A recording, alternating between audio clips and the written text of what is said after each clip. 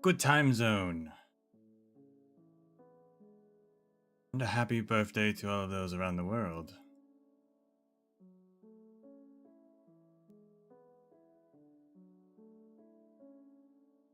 Arknights crashed while it was updating, so this whole time that it should have been updating, it wasn't actually updating.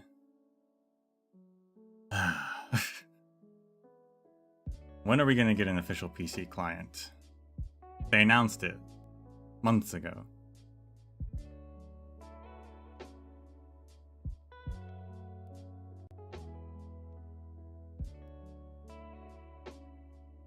It crashed again. Oh boy. This isn't good, because also this is like one of the largest updates I've ever seen for the game.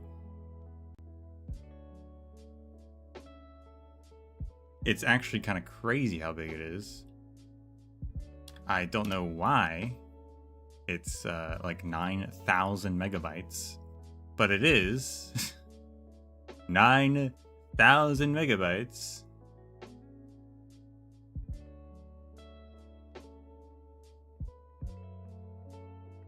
I think this is the consequence of them front loading all of the updates, because we haven't had an update in a really long time, because I think they've just been doing really big batches of single updates so that they have like several months worth of stuff at once, but that means we have to install an extremely large one now, and this is problematic because, for me at least, because it keeps crashing now. It took a long time mobile to download, and now this is going to be a problem if it keeps crashing.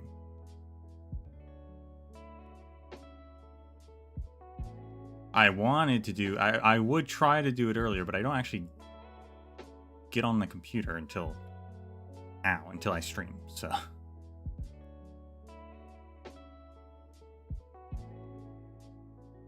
And if it kept crashing, it wouldn't have made a difference, I suppose. So that's a problem. We can only pray. We can only hope.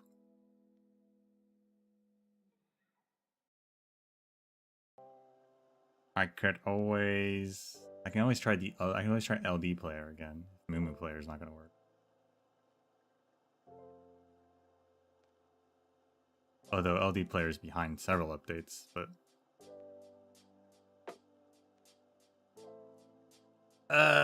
we'll see.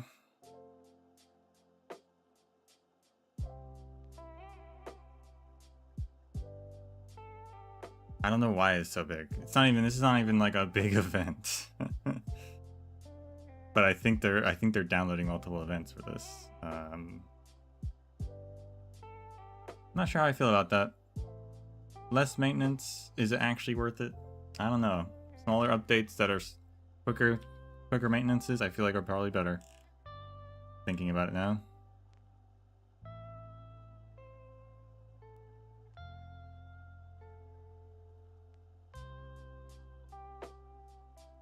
What could they possibly else be adding?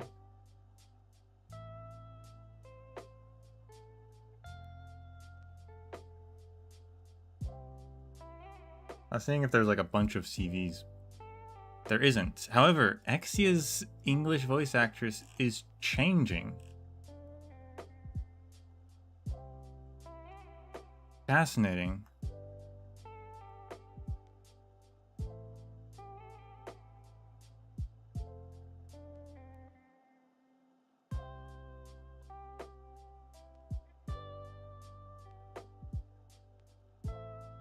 Fascinating. I wonder why.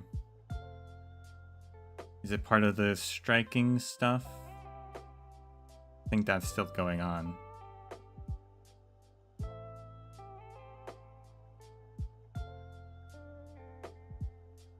Probably. Because I know obviously Exia Alter's coming, so that they preemptively get a new voice actress. Pretty quick too, like she's not coming for a while, right?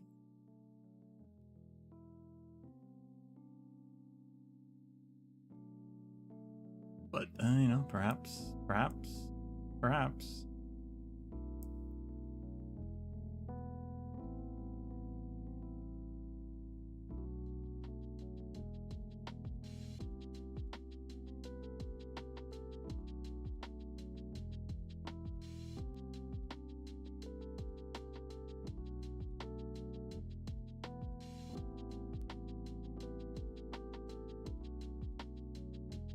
can only assume. Because obviously the new one isn't out yet, so she doesn't have a voice listed.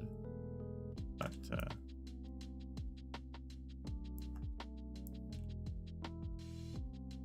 probably what is the plan there.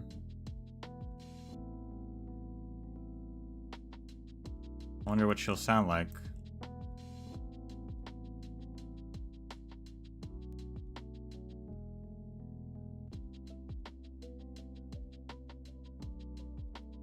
I was indifferent to Exia's voice actress. I was pretty indifferent.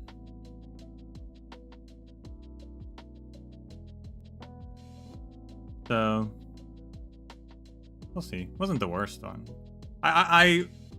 When the English first started coming out, I was a bit more judgmental, and then I was like, you know what? I'm just gonna go all English and just like get used to it.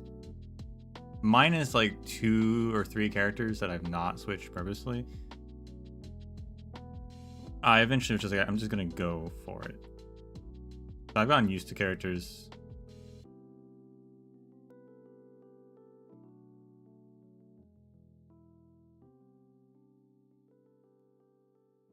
But yeah, a bit indifferent on Exia's voice actress.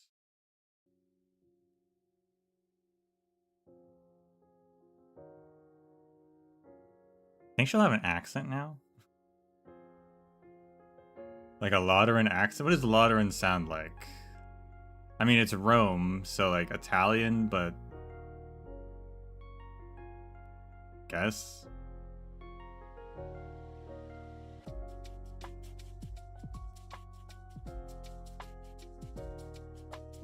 If they want to do that. Even though there's already Siracusa.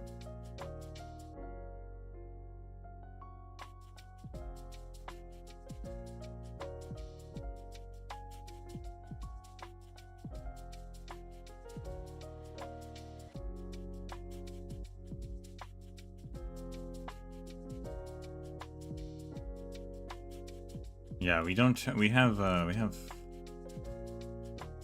I guess she's not too far off the new Exia, so fair enough.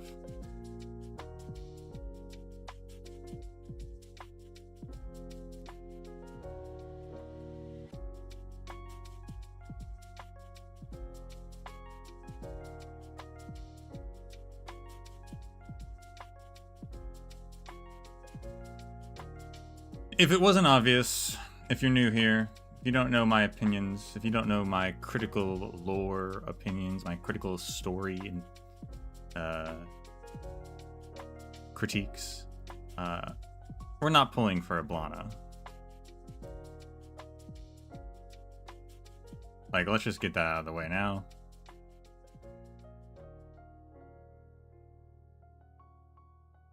It's not happening, so there you go. Now the banner is after her, man. There's some cool characters coming out. Very excited for them. But as it stands for today,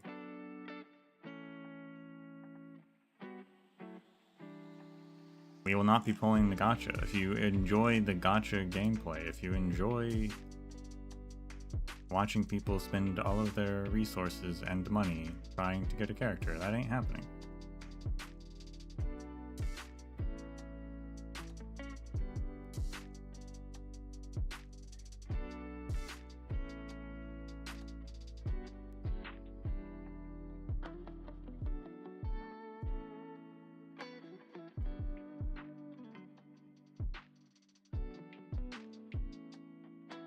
But I am I'm still very interested in how this event's going to play out. I do think the Taurus storyline is neat. I'm here for the better sister, Reed.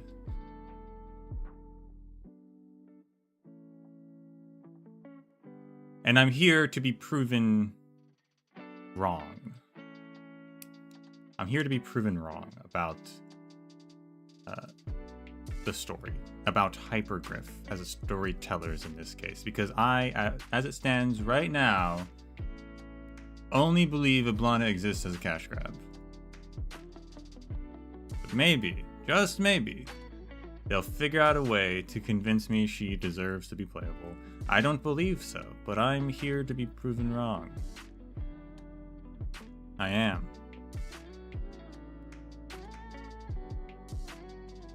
We're 2/3 of a way through the update, by the way. I'm here to be proven wrong, so let's see what happens. Luckily, I did start early enough on updating it that, you know, we aren't wasting time waiting for it to download.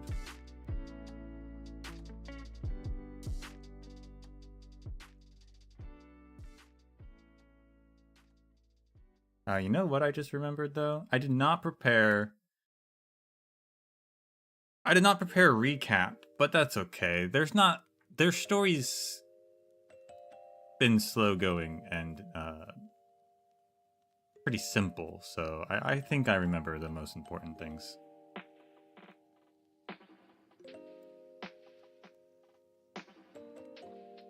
We also just had, like literally just had their story in the previous update, so.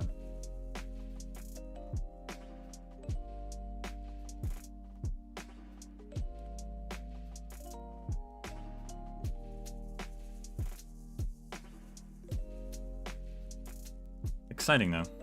What else do we have? So if we don't care about Eblana, what else do we have? Is there anything for us today? This update. Alchemists get modules. Okay. I only have one alchemist. Gnosis, Pozionka, Salic, and Vigil get new modules. Alright.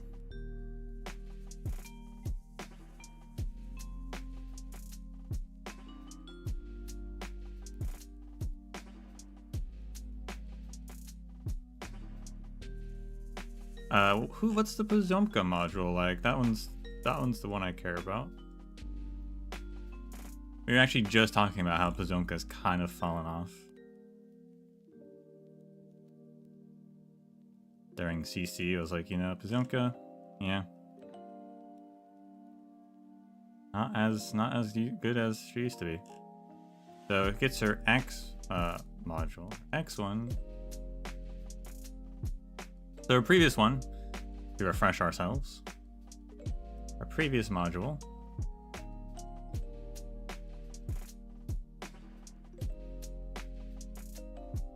was the Y module, which increased her trait to ignore physical dodge and increase damage in the front tile directly in front of her, and could summon a much stronger typewriter. So our new one, redeployment time is reduced. Attacks from the typewriter reduce defense. And if the typewriter is placed within 8 surrounding tiles of Pozionka, that trait is increased by a percentage. She has a higher attack multiplier. Much higher attack multiplier, which might be good for her. Although ignoring physical dodge back in the day, that was pretty useful at times. So definitely not a write out of that module entirely. Redeployment time.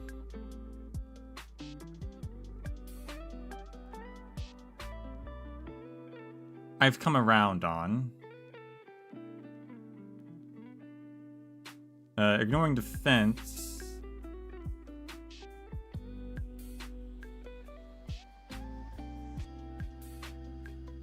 I wonder mathematically if the ignoring defense is better than the stronger typewriter.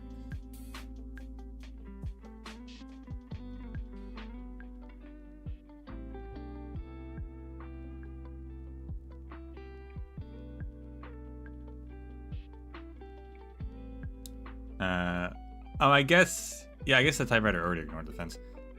This is a buff, so it goes to standard. Highest one is 25 or 20 2% for 6 seconds. And now it can go up to 28% defense. I can't help but notice that it is a lower time limit. I don't think that's accurate.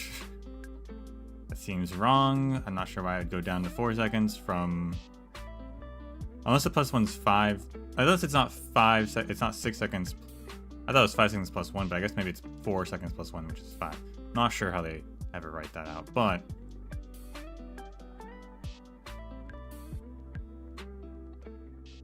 Yeah, it only ignores defense for a short amount of time. Whereas the typewriter getting a buff is a permanent buff for as long as it's out. And I'm not sure. I'm not sure about that. It crashed again. Crashed again. But I believe it keeps its progress.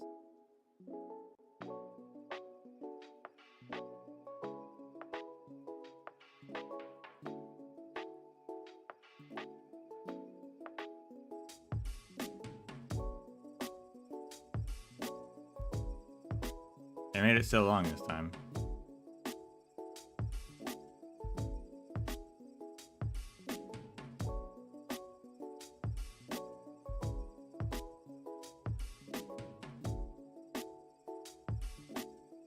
Oh, we didn't even get that far since I said 2/3. Eh.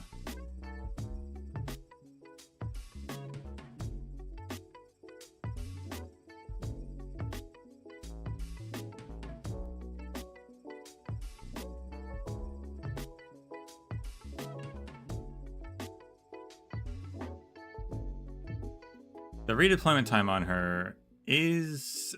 I feel like she's used, and I've used her a lot as that sort of character. So maybe that is a good thing for her. Not sure. Neither of them really stand out. I'm not sure what the better one is. So what does Tin Man get? Alchemist modules. I don't have thorns. So I don't really know about him, but Tin Man, I mean... Tin Man's cool. New trait. When alchemical unit is on the field, SP recovery rate is plus 0.1.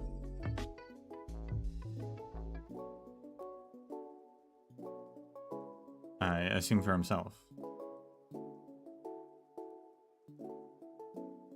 And he gets an increased damage dealt to ground enemies in range of his units by 25%. So up a few percentages.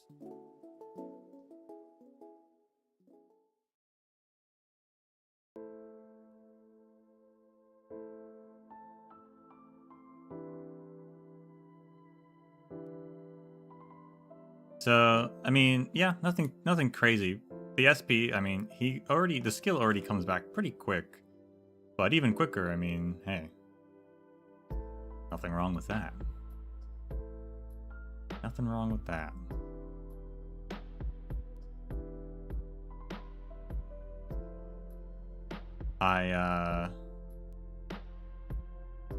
The update's frozen now. Why did they make this 9,000 megabytes? What the heck? Hypergraph.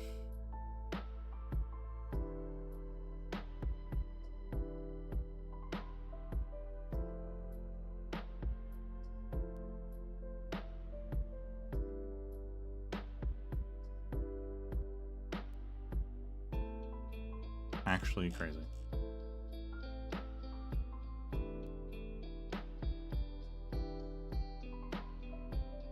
Thorns does a similar thing, gets the SP thing, and then his trait is improved to plus 10% attack when other operators are in range. His alchemical units will last for 4 seconds longer, which is a...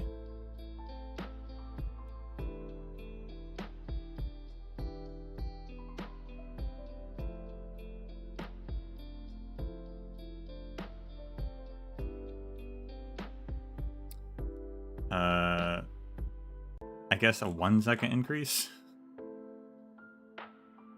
If you have that max potential E2, it's a 1 second increase.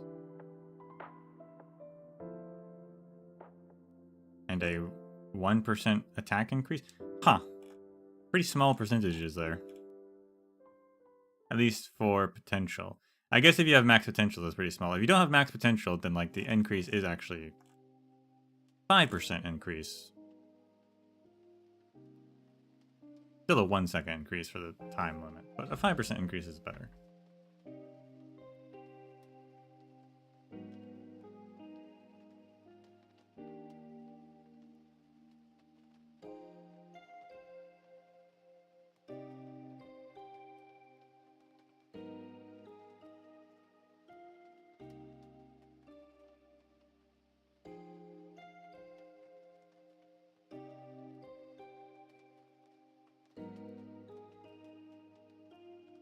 Gnosis's Y module grants him resistance and improves his path for resistance and buffing Carlin trade operators attack. He also, when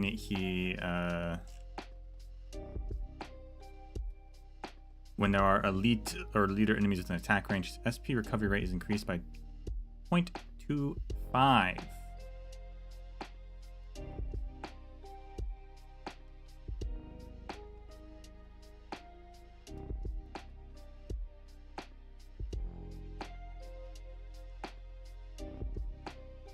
His X might be better though.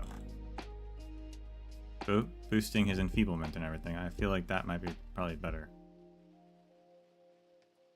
Haven't used Gnosis. I upgraded him to E1 with the intent of maybe upgrading him further, and it never happened.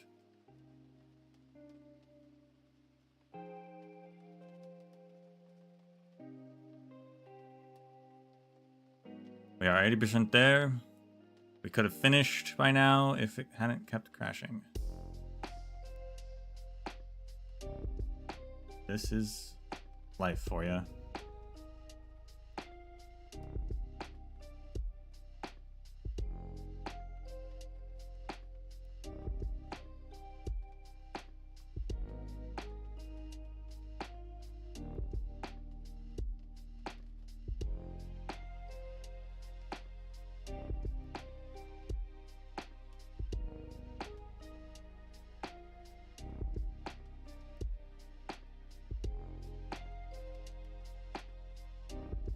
But it's moving. It's moving along.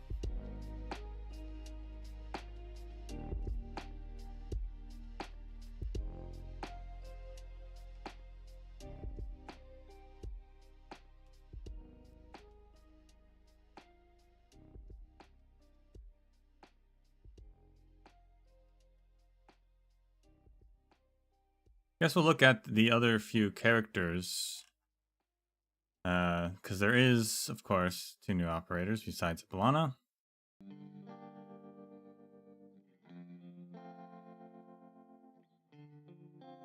We have Wolf Knight, a specialist trap master who is of the thick tail variety.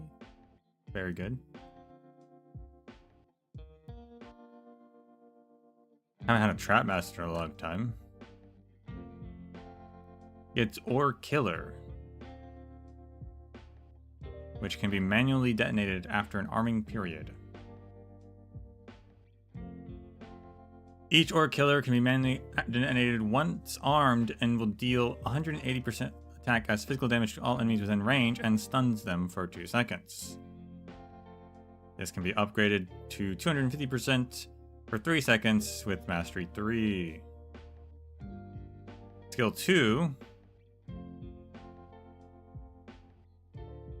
Passive effect, Ore Killer attack range expands, and detonating 1 detonates all armed Ore Killers simultaneously, and all enemies within range take 220% attack as physical damage twice, and have defense reduced by minus 25% for 5 seconds. Honestly, that sounds pretty nice.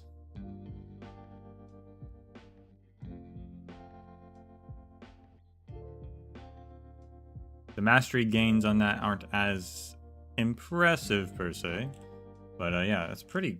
That sounds pretty nice. Detonates all of them, does twice damage. That's pretty high damage.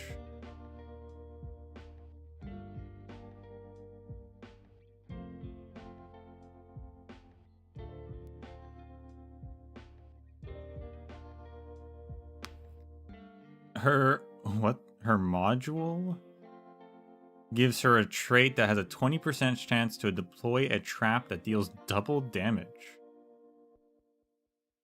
And when Orc Killer detonates and 2 or more enemies are within range, increases damage dealt by 12%.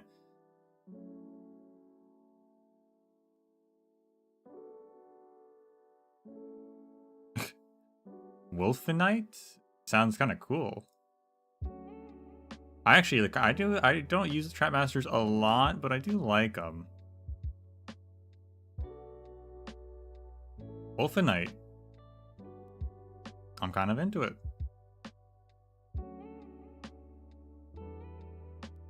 Kind of into what's happening over there.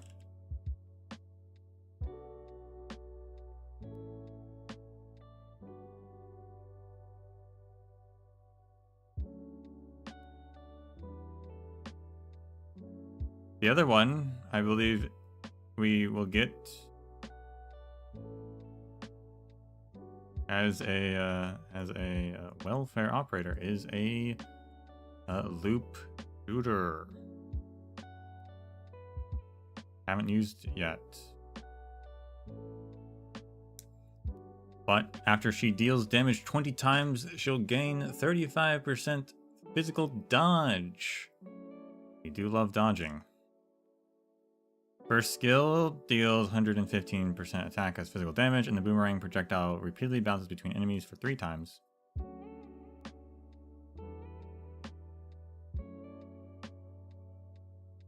And then skill 2, plus 35% attack. Projectiles will latch onto an enemy they hit, slowing them for 1 second and slashing them 4 extra times.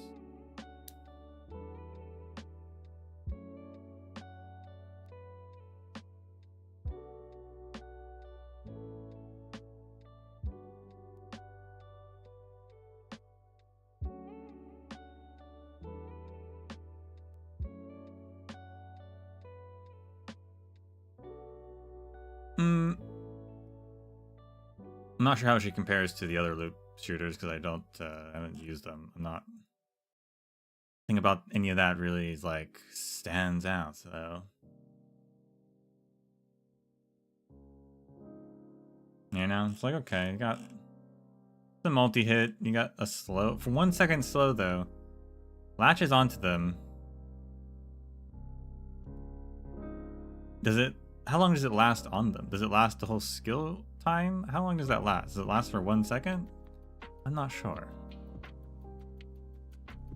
I'm not sure.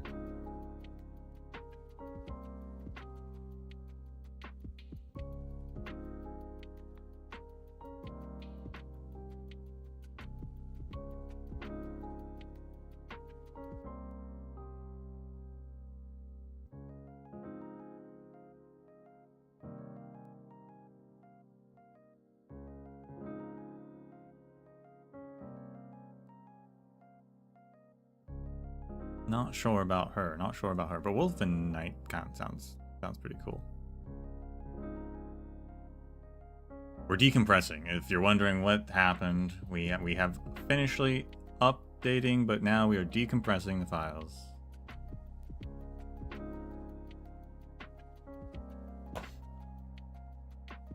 Hypergriff needs to get on their official web client.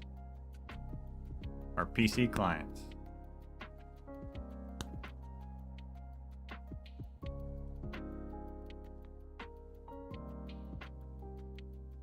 Shouldn't have to go through this sort of process to play the game.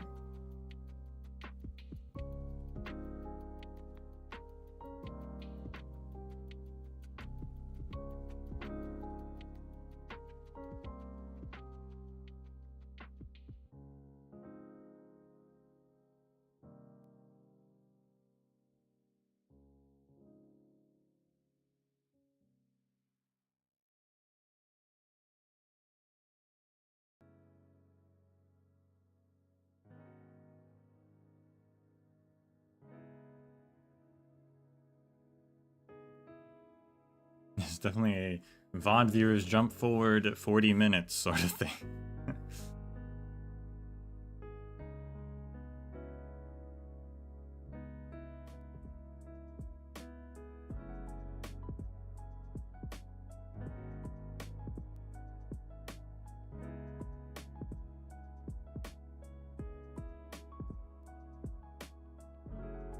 9 gigabytes worth of data. We shouldn't have to have an update for a very long time.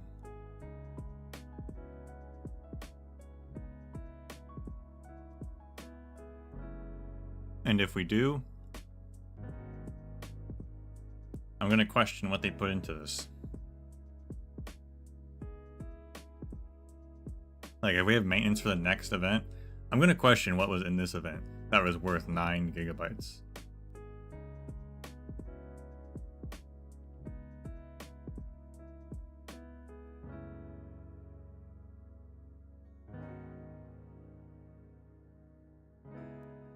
Is it the sheer audacity of Eblana that's taking up 9 gigabytes? I could see that.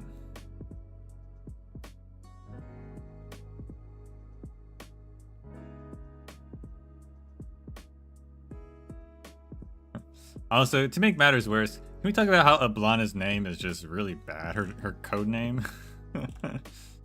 It's just Necras? What kind of code name is that? She should have just been Eblana.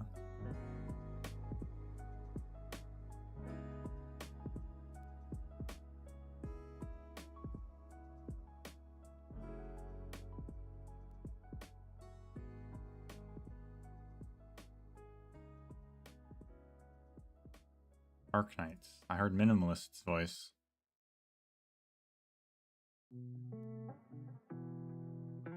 Former Payless voice. Not anymore.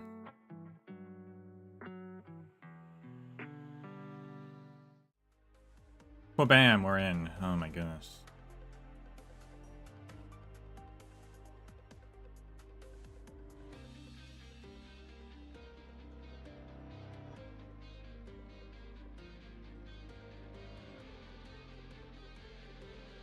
$10 late. Ugh. It's been a while, Doctor. Ready to move out?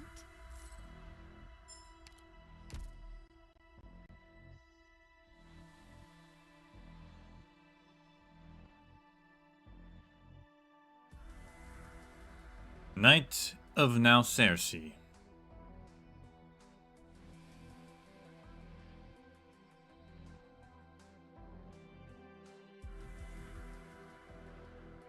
A Seysa skin. That is a sick skin. Seysa. That's out of nowhere. That's awesome.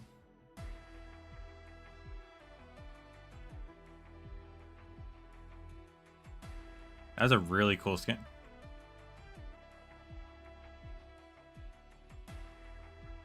Which had me thinking, I got thinking the other day, when are we gonna get the next Ambient Synesthesia skin? Because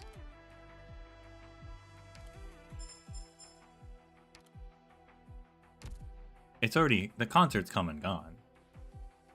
And I thought it'd maybe be for like this update, but it's not. I hope it's next update. I really want that Milsey skin. Really want that one. Just gonna do my face real quick.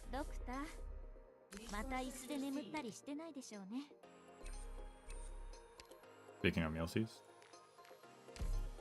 What kind of place is this? Huh? Let's really decorate this place. It'll be cozy in no time. Promise. It's been a while, Doctor. Ready to move out?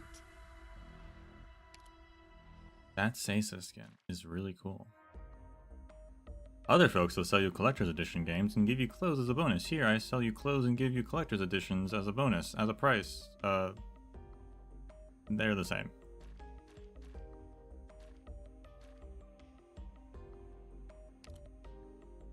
What is this for? Achievement Star Collectors.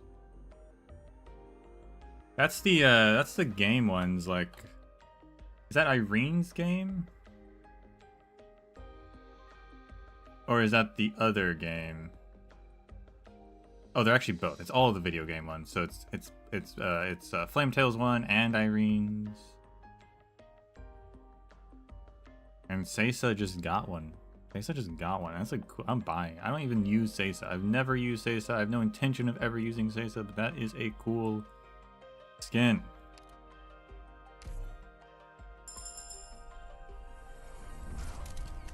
Achievement Star Collection to evoke the anima. Seiza loves games, especially sandbox survival ones with plenty of computer racking bugs. Ah, he's an early access sandbox survival game player, huh? Still, with the garb of the Soul Seer, he can overcome any issue somehow. One of those guys. Who is this? Durnar skin? That's cute.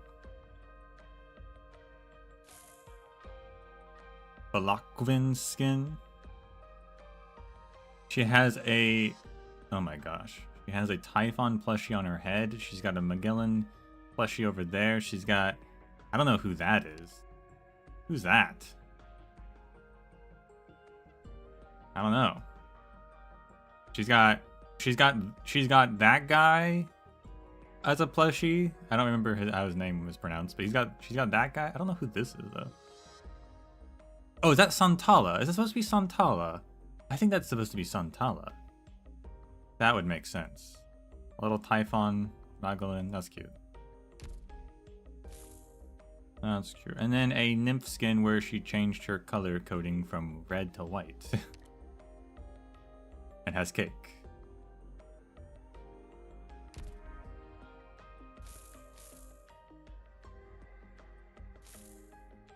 Why does Durnar have a puppet? A hand puppet. What's up with that? I don't know.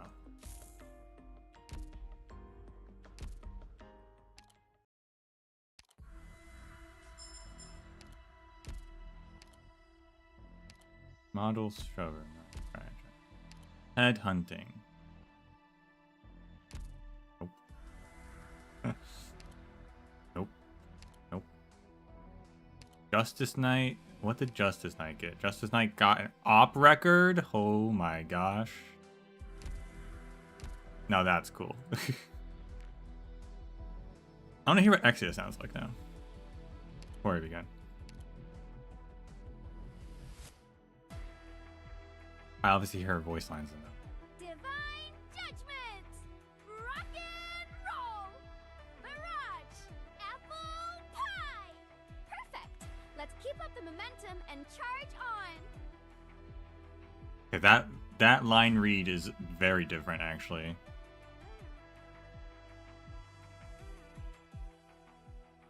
May my hail of bullets bring you eternal peace.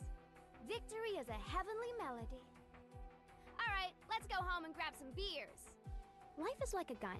Sometimes it just jams. Don't get discouraged, leader. We'll get him next time. But honestly, not that different. Follow me. Let me double their trouble. Relax. I already called dibs on the most lucrative real estate in hell to share with all of you. Let's go! Take them all by storm! Yeah, it doesn't sound too different, but that one line read I know was very different because the other one, there was a really big gap between charge on. I always thought about that anytime she said it. But otherwise, she doesn't really sound that different. So, I guess that's a good thing. Yes, maybe.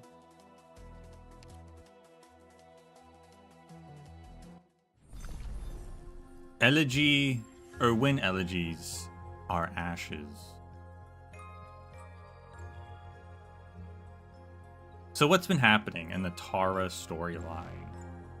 We're just going to focus on the Tara part of it. Obviously, it's very intertwined with the Victoria storyline overall, because the Tarans are trying to seek independence from Victoria. They were once an independent people until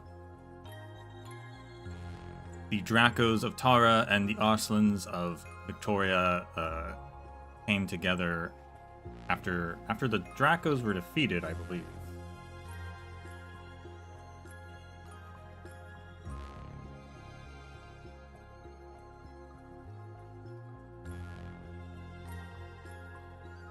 The Tarans have now begun to try and get independence.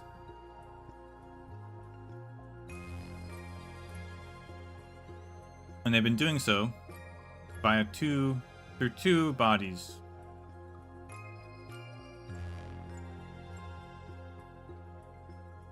A rebel nationalist organization, Dublin, headed by Eblana, and once by her, well, actually still technically headed by Reed as well.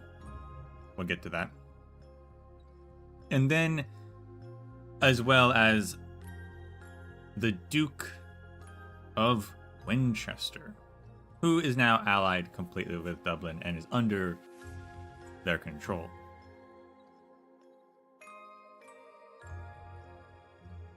Dublin is not a great organization. Yes, they're fighting for their freedom, can't blame them for that. But they're pretty bad.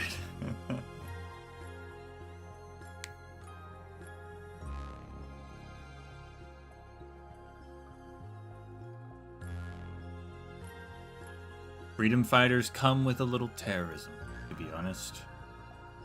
That's just a fact of life. But they take unnecessary actions. Eblana takes unnecessary action. And is also anti-infected.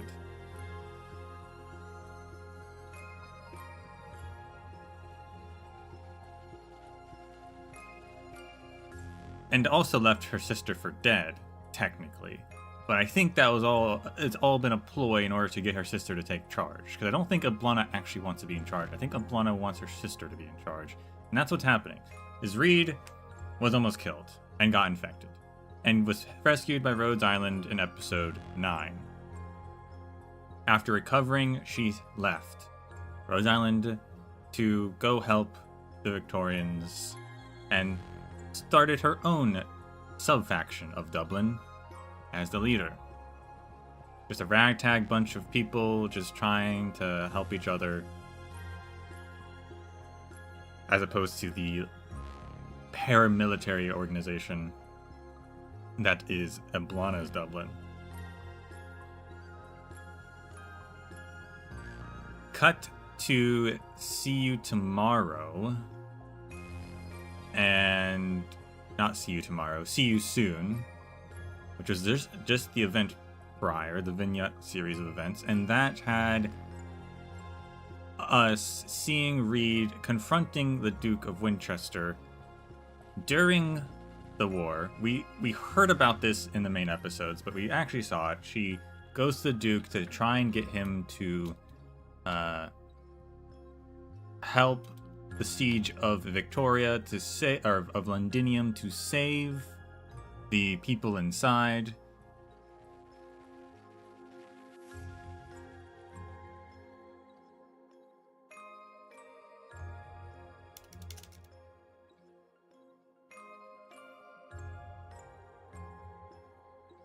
And I was saying Winchester, I just had to make sure because I was like, I don't think that's right. It's Wellington. That was a W. The Duke of Wellington, I should say. Not Winchester. Wellington. Apologies. And he's like, well, you know, if you're just going to ask me to do it, I'm not going to do it. And the implication there, which Reed very much quickly put on, is that he wants her to order him to do it because he is nobility, technically. She's like an heir to the Draco line. She's the head of Dublin, technically. And so that's what she does. She orders him to help. And he does it immediately. And that was kind of part of the plan, part of Eblana's plan, to get her to take charge.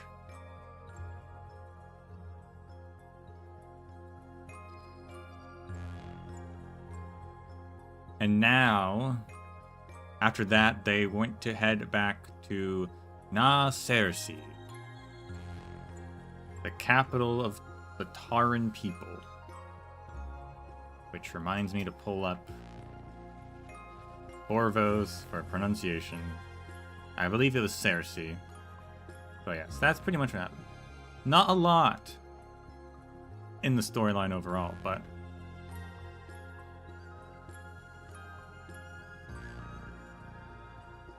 I think we're kind of just getting started.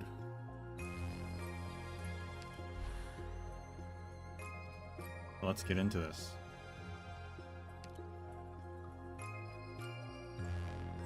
Walk through the cold night. Stories, ballads, bonfires, those gathered here have nothing, yet also everything.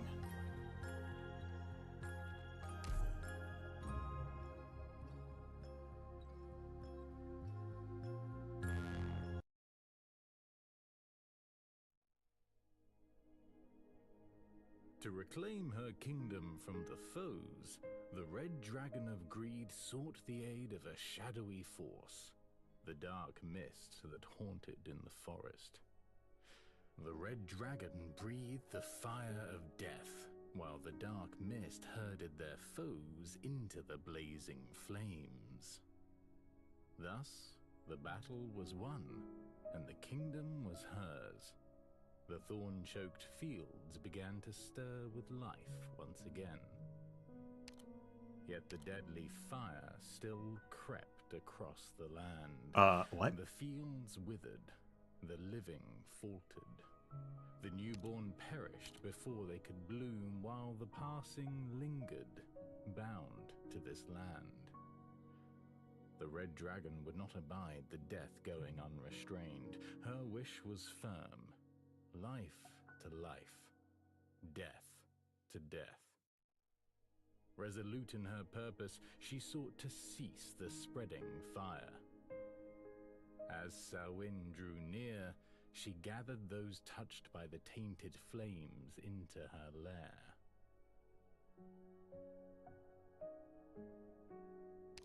Okay, I didn't retain any of that. There's voice acting? What is this?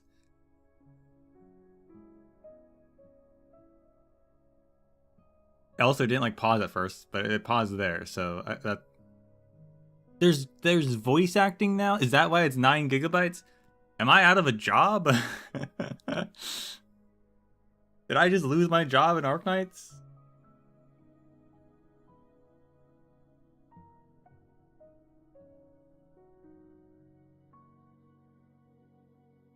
I am dumbfounded. I did not expect this. I did not hear about this. What do you mean there's voice acting?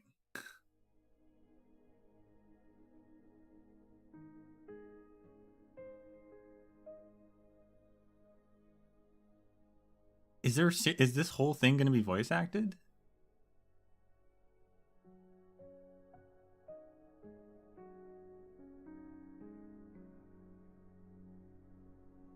Okay. On one hand, cool. That's cool. I can't complain, but I'm just okay. What?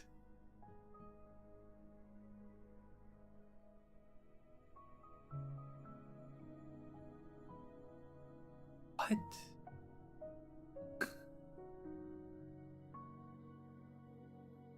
Good time zone, Luigi.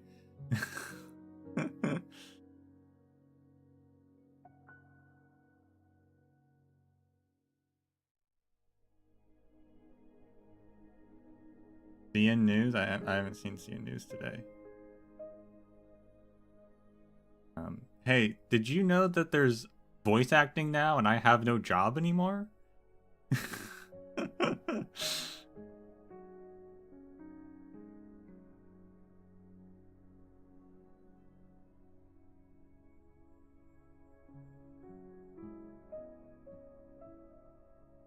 The whole thing? I don't know. We just started. This is literally the first 3-4 paragraphs. But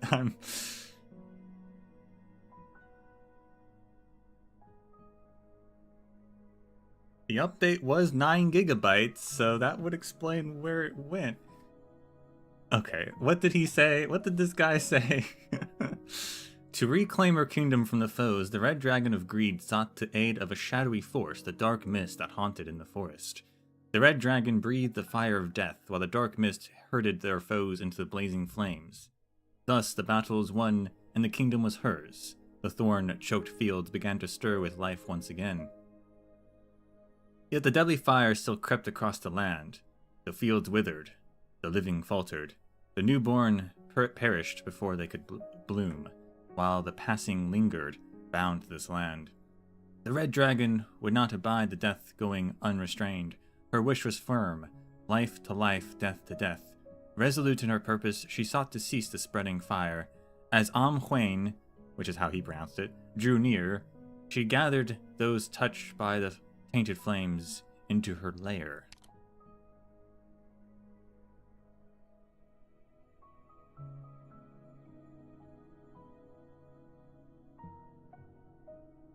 Oh, but this part doesn't have it. Okay. And that is the story of the Red Dragon. Maybe I'm not out of a job. But what comes after that? What about the people tainted by the flames of death? There is no after. That's all I've written. That simply won't do. Everything has an ending, and those endings don't much care if you think they'll do, miss.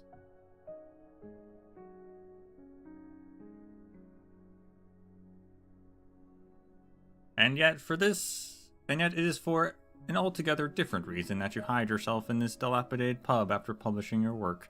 How ridiculous.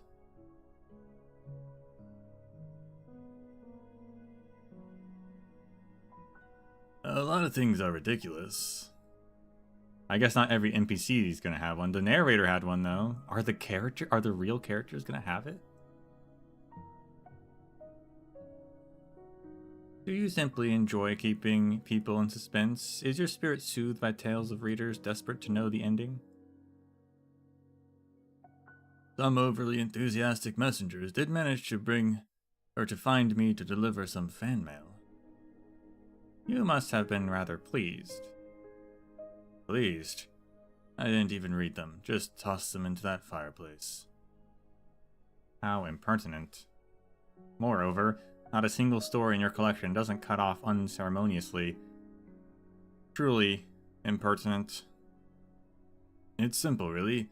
Can't write an ending to save my life. You'd best head home now, miss. You're clearly well educated, and a ramshackle pub like this doesn't suit you. Don't fret yourself over these half-finished stories.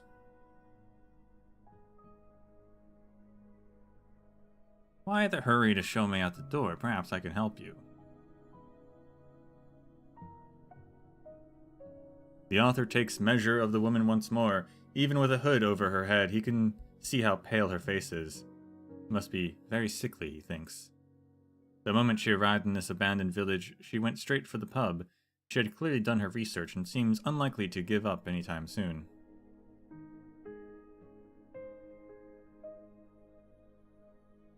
After ruminating, he picks up a sticky mug left among the cards and chips strewn across the table, and downs a mouthful of rancid beer.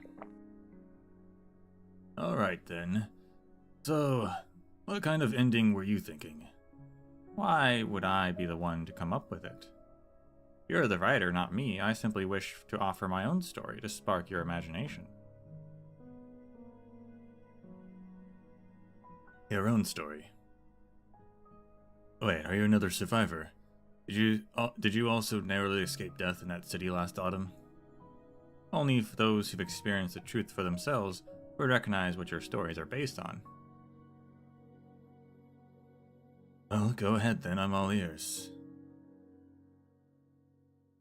Very well. Deep in the ruins of the former royal capital of Tara, long since destroyed by catastrophe.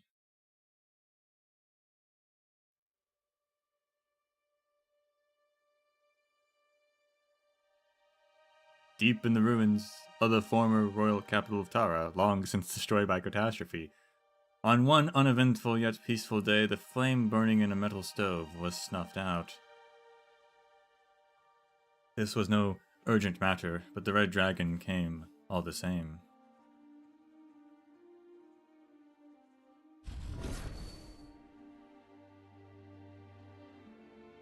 Okay, no voice acting. I guess the narrator. The narrator talking, though, threw me for a loop.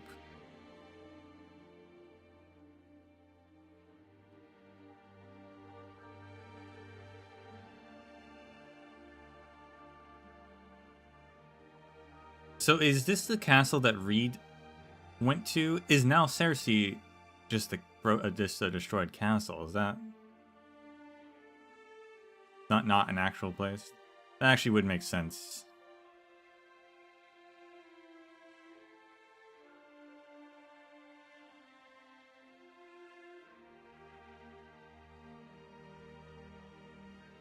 Does it resist being lit? Or is it that not even an ominous outsider, newly come after centuries of silence, can relight old longings and resentments, near worn away by time?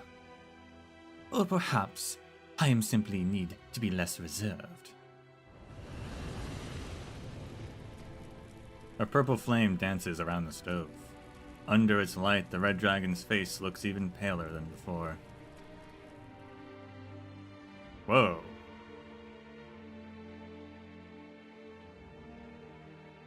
Are you awake? Or must I remind you who you are? The pathetic red dragon who cast aside his crown and wandered the wilderness for 20 years, only to be murdered by his closest kin on his return. Reach,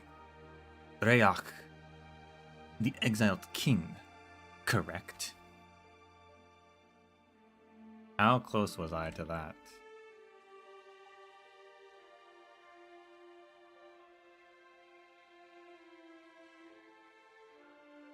Dang, nothing even comes up for his name, so we're just gonna have to assume. So I know that in Irish, the H's indicate that the consonant is silent, right? So I think the BH and the TH, and maybe even the CH, I'm not sure though.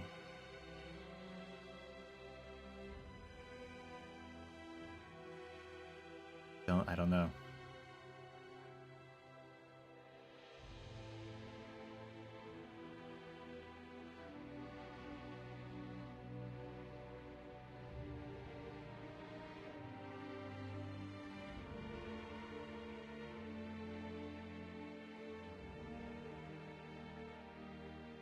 It is truly a pity, seeing someone still in shock as their own bloody death 600 years after the fact.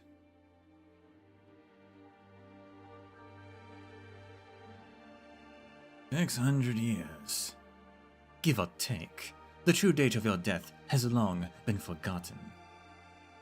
"I'm shocked, yes, but not at my death, more at the fact that, after 600 years, the Dracos have once again produced an aberration spewing the flames of death. They even let you grow to adulthood without strangling you in a crib. Did the Victorians bid you rouse me from death's slumber? Or did you hide that ridiculous crown from them beneath your bed?" Victoria no longer oaks the red dragon. The Tara of the day heeds no foreign master. Not bad. Tell me then, is it popular to wake the dead to deliver good news these days? But sorry, but I have nothing to reward you with. Now that that's all, you best be on your way. With my flames burning within you, you won't be ending this after a few trifling pleasantries, Lareha. Ending. My ending came long, long ago. You're the one with unfinished business, yeah?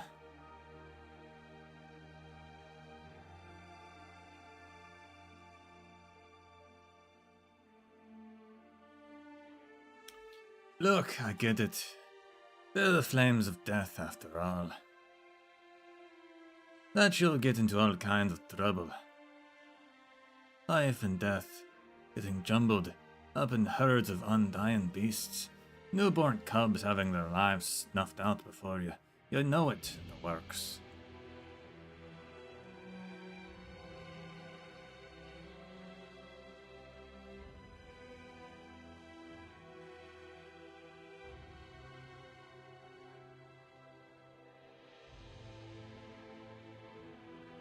So, how big a mess are we talking here?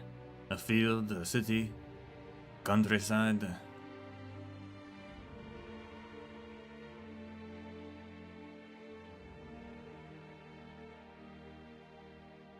I set all of Tara alight to free her from Victoria's heel. You what? Let her be razed to the ground. Let Tara become a nation of the dead. Either way, the flames of death will seek out new kindling, or so I thought at first. But allowing so many lives to fade away simply because I am out of ideas, well, that would be awfully imprudent of me. And so I came to you.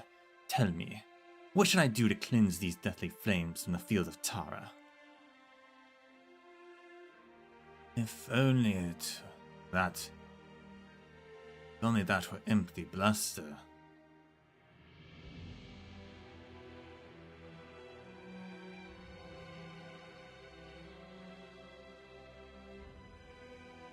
Go ahead, use your imagination.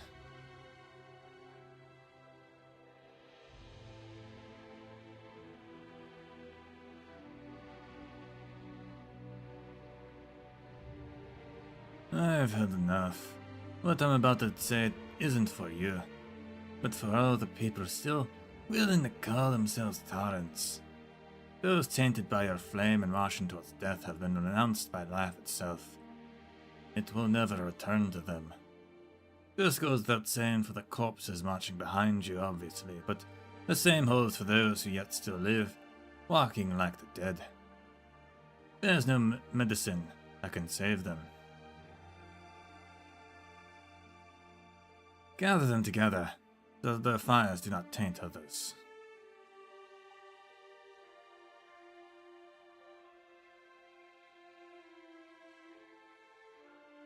Appeasement.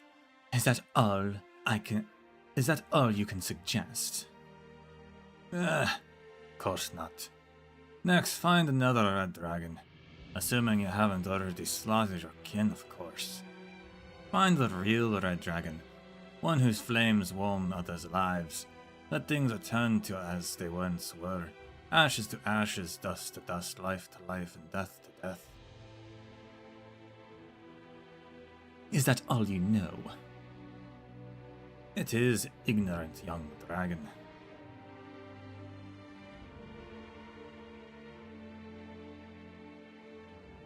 Then it seems you don't know much more than I do.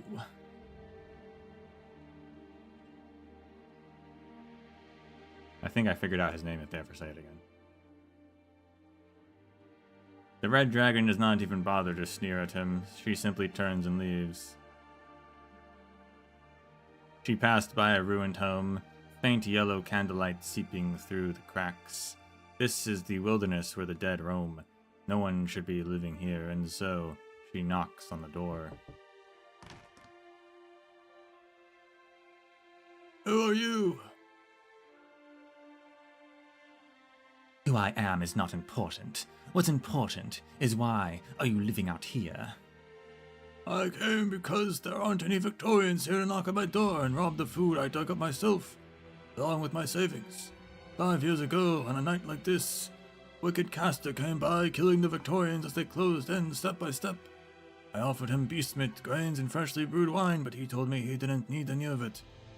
But what he needed was fire, a fire fueled by those who would happily burn themselves away. And so my only son, Keith, left home and followed him. What a noble soul. Then 3 years ago, someone came and knocked on my door in the middle of the night again. It was Keith. Like Keith, he was no longer spoke or wept or even breathed. He just stood there, body covered in purple flames. How tragic. Gets worse. I buried him, but he refused to rot away in the earth. Instead, he dug himself out, and now his corpse is wandering endlessly in the wilds. Which is why I'm still living here.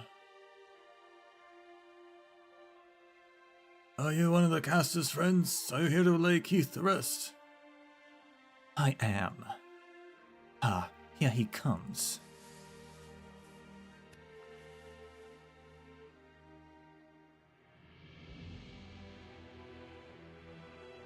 A walking corpse, wreathed in purple flame for all to see, shambled towards the two. The red dragon presses the point of her spear against the corpse's chest.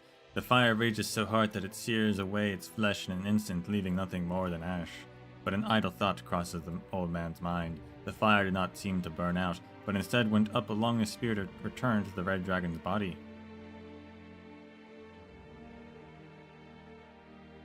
And what of you? You're also tainted by that purple flame of death, are you not? The old man looks himself over, but sees no flames licking his body like what they did with his only son. But to the dragon, the flame consuming him was even brighter than that of the dead. If you mean my sorrow, rage, and hatred, then yeah, you're right, witch. Victorians taxed me in coin, while you and your ilk taxed me in blood. Together, you've taken all I have. I've been empty inside for a while now. The only thing keeping me standing are those so-called flames of yours.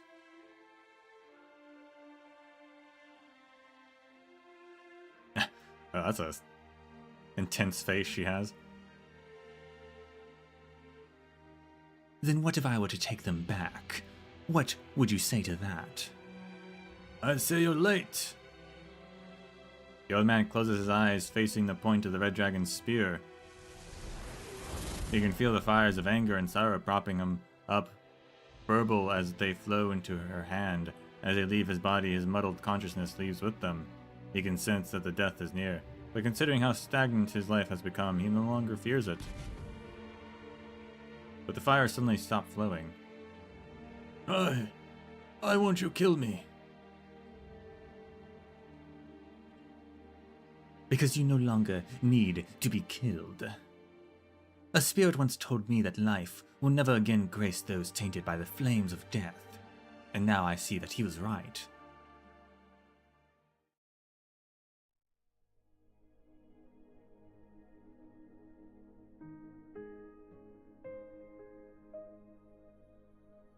Now I see he was right, the red dragon answered coldly. How was that for an ending? I took what I heard from the old man and added a bit of spice. They shouldn't be too jarring in addition to your story, I would think. Having the ghost of a legendary exiled king, are we? I'll do, but do you really need the ending up to my story at this point? What you're seeing clearly differs from what I saw. I must see it through your eyes, hear it through your ears. You're not the one of those bored toffs who are into piecing together the truth, are you? I have never once considered the truth boring. Well, seeing as we both managed to make it out of that hellhole alive, I can pass you all the drafts I abandoned in the process of observing, thinking, and writing. As for how those stories actually end, I couldn't say. Since you were talking about the Red Dragon, how about I start there too? The writer pours another half mug of beer directly into his belly, glances at the woman with a hint of provocation, then begins to tell his tale. If you have ever made the journey to the Red Dragon's lair we call Nacersi, no matter how briefly, you will never forget the dark woods along the way.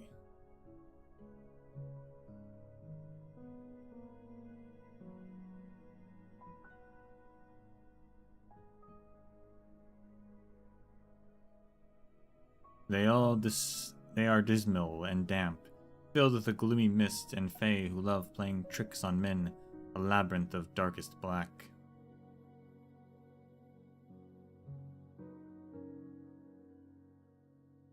It is said that, of all the people who have entered, not a one has ever left without the Forest's permission. Even if it does open its bows to allow you passage, the mischievous fae will still lead you astray, jeering at your clumsy movements all the while, but once they finally leave you be,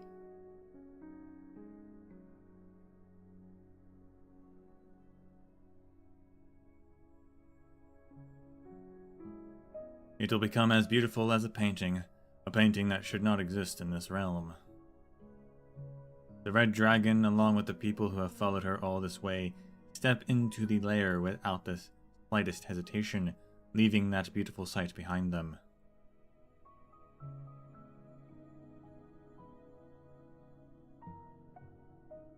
Narcersi, the heart of Tara, the red dragon's lair. Which red dragon, you ask? Guess you really do enjoy piecing together the truth. You must be thinking I think you don't know a damn thing, so I'm trying to mislead you. Well, since you're already so well informed, no need for me to beat around the bush.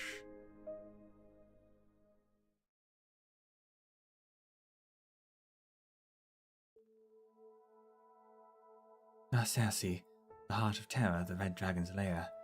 We're finally here. Thank heavens, the whole trip from the Skahana fields has felt like one long dream. Will my family really be safe here? This land is more than just idyllic pastures and fields. Tara's capital was never directly involved in Londinium's war. There's been a never-ending spat of infiltrations and noble rebellions going on in the background around Narcersi. Especially after the Red Dragon marched her troops towards Londinium. It wouldn't be incorrect to say minor war took place here. Sorry, Reed. I was just happy as can be. Didn't mean to say anything else by it. Oh no. Homecoming should be a happy affair. Know any songs about the city or the dark woods, Morin? Only the ones that doesn't really fit the mood. Oh, just sing it. I stepped into the dark woods one morn, calling to the mists of ore. I think Morin was the old woman. Hope so. I trod upon the road, heading out to war. No pipes a singing, no battle drums a roar. Only the bells behind me, through dew and fog, their rings do soar. This whole way back, I've been trying to keep up with a new verse. Oh, that's not the song anymore. This whole way back, I've been trying to come up with a new verse to add, but I've been lacking inspiration. You seem even more anxious than before, Reed. Was the tune really that much of a downer? No. Something to do with the song. It's a good song. Loshini does not finish her sentence. Behind her, the refugees step out of the forest one after the other. Compared to the display of leaping colors they merged from, Narcersi seems stiff and dour. However, aside from Loshini, nobody minds. All they know is that they have finally ended their long sojourn. They have reached journey's end. They have returned home.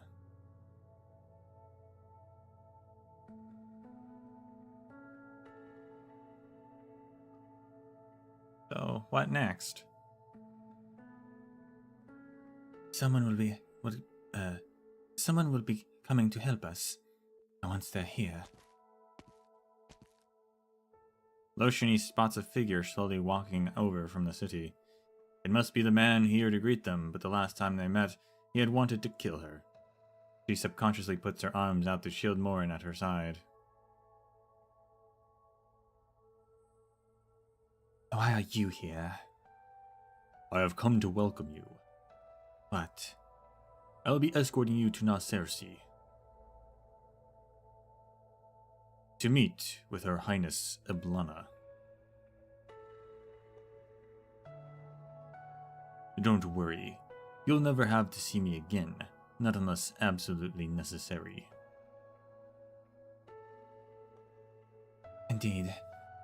The issues we could resolve without meeting, she and I already resolved on the Gastral. Then please follow me. As for your entourage, due to security concerns, I will make other arrangements for them. No, they are Tarans too. They must enter with me. I promised them. While I would love to acquiesce, truth be told, the majority of our citizens are unaware that there is a second red dragon, namely you. I can guarantee that they will keep it a secret. This is where you and Her Highness disagree. And do you mean to say that my sister will ensure they do? This is precisely why I must bring them into Nile Cersei. Oh, who's this?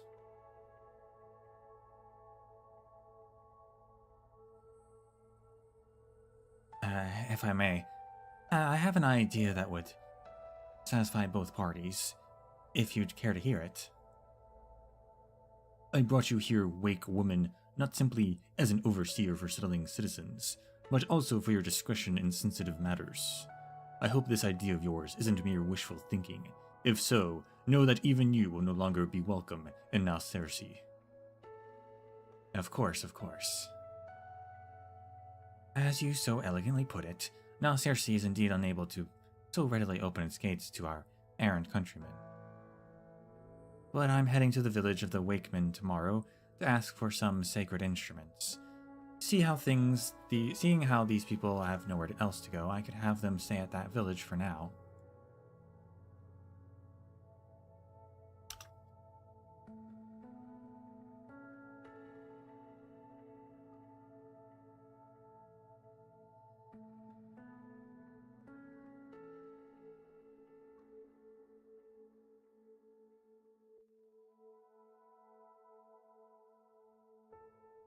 Wakeman? Isn't that some sort of code name plucked straight from the old legends? My people have been relegated to song and story for many, many years, true. Those of us who live around the ruins rarely ever leave. I'm just an oddball.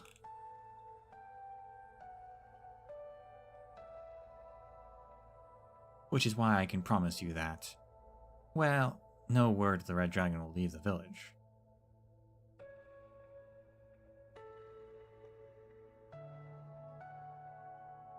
I really want to trust you, but... Are you really one of them? The Wakemen? Morin.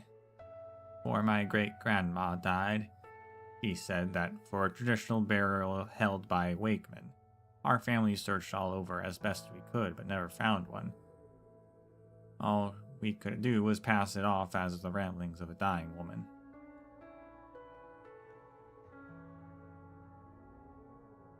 But she was a woman with her head on straight, not the type to mix things up with legends. If she said something's real, well, it's as real as can be. Besides, I've heard many stories about your kind. I'm willing to trust you.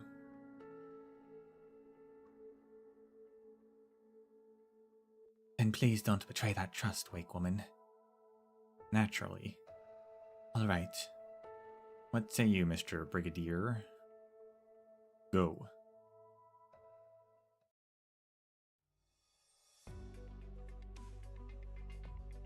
Whoa.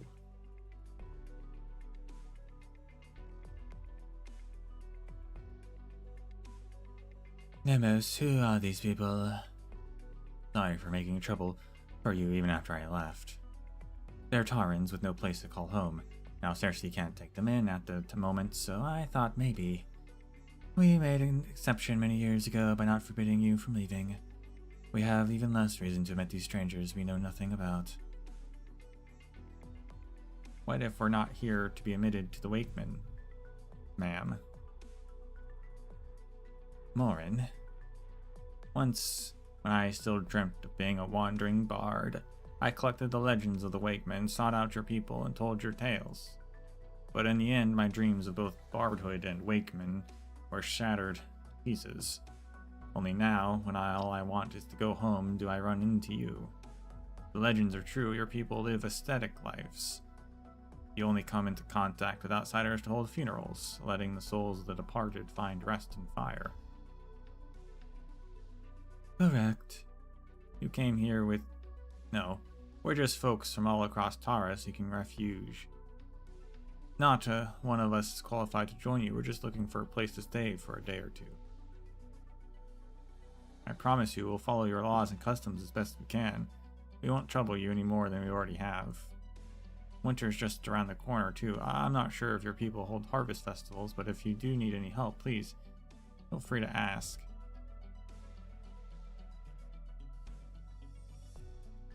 Samhain. That is the true name of what you call the Harvest Festival. It would seem you really are different from the city folks.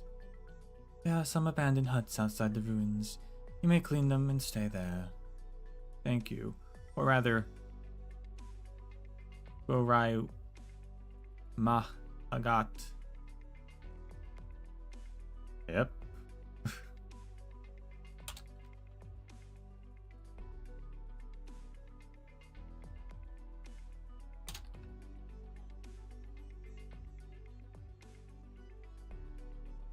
What does that mean?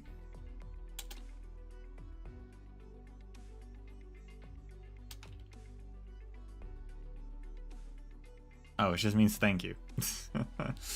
Fair enough.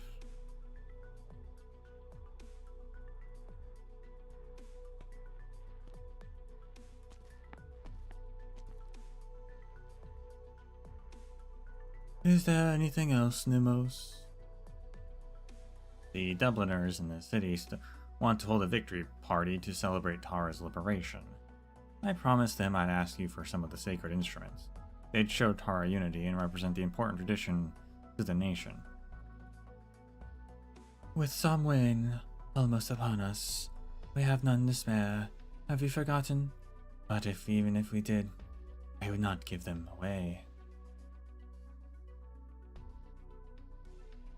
They are only requesting them because of how much they value the old ways. Then why is it that not a single denizen of Now Cersei has come to us to request a funeral since the city became independent? We can tell the difference between remembering a name once forgotten and dressing yourself in a name you've read in a history book. But if you cannot return empty-handed, then take this whistle and go.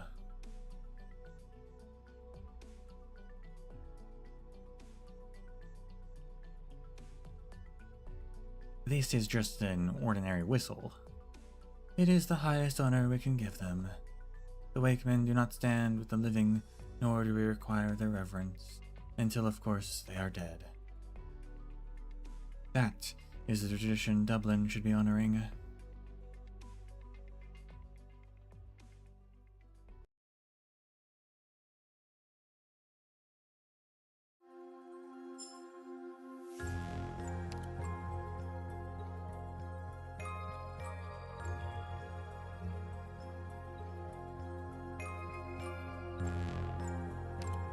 We're going upwards, that's crazy.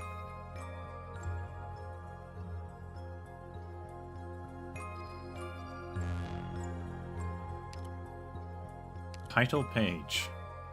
Why have you come, self-exiled?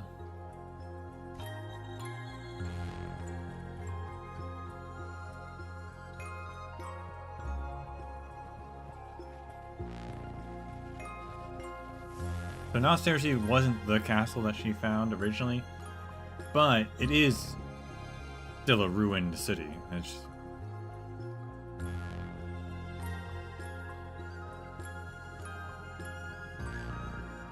not part of any sort of county or anything.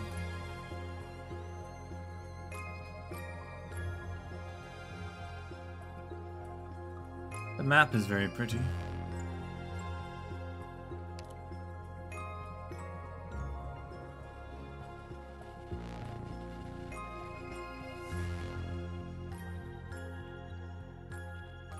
I don't know what characters we want to use.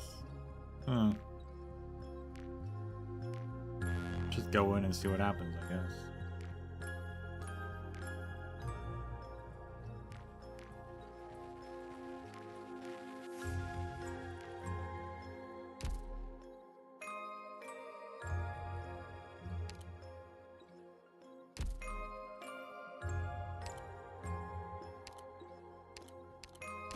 All right. Try to keep up. Let me know if you can't.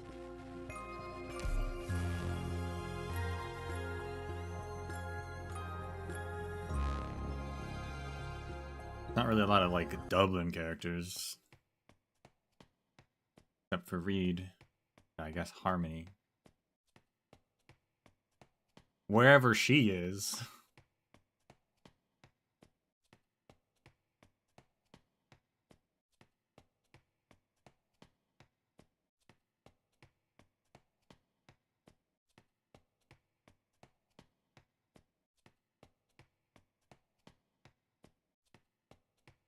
Maybe she'll show up in this.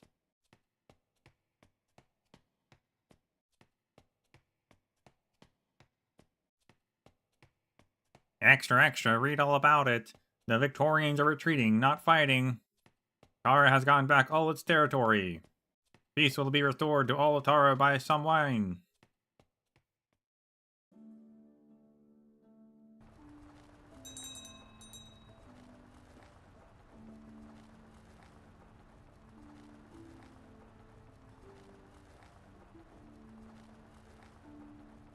Stop the cart. I've been ordered to escort you directly to meet Her Highness with no delays. Before I meet her, I need to see it with my own eyes, my sister city. Post-war, Tara, the survivors and civilians, have their new lives finally begun? If you insist. But the people are not yet prepared for 2 red dragons. Oh. Is this just the Brigadier and Reed? Also, I guess it's not a ruined city, actually. It is actually it's just an old city.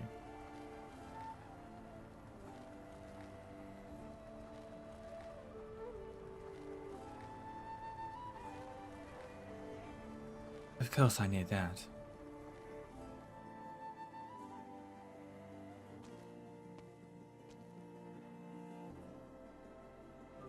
Just take these.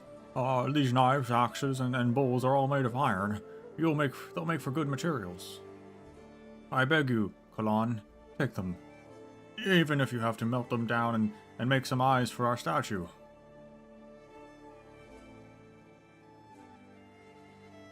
Autumn is almost over, and the mornings in Narration are cold and damp. A pair of sacred weathered hands rub against the cold and dry metal goods, much like a soldier running their fingers over a medal of valor in wartime. People yell out his name, hoping the broken tools in their hands will be accepted, smelted and used by the hero to forge the statue. The hero, yes, the hero. Every story needs a hero like that. Whoa. That guy's got huge muscles. Also, I'm interested if they're not from...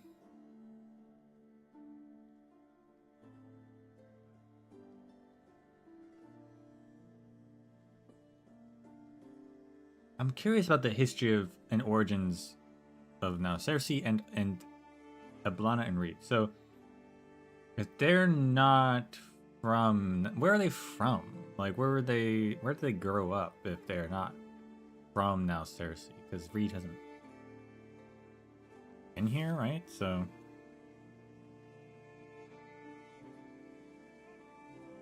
just some random other place.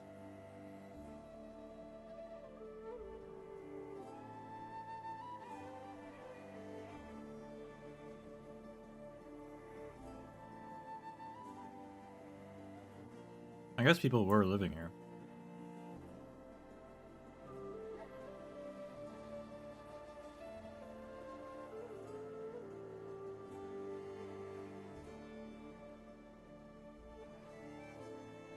Theo, come, carry this stuff into the workshop. I mean now, Theo. I'll help you sharpen your knife tonight. What a lazy brat. Is that what you get for pampering him too much? No, I mean, I didn't matter. It doesn't matter if the boy's around. Just take everything, please. I can't take everything. We all need these tools to get by, and that goes double for you or a prosthetic leg. I'm sending a fire, aren't I? That wooden leg Nemos made is only temporary. Once better craftsmen arrive in town, they can repair your iron one.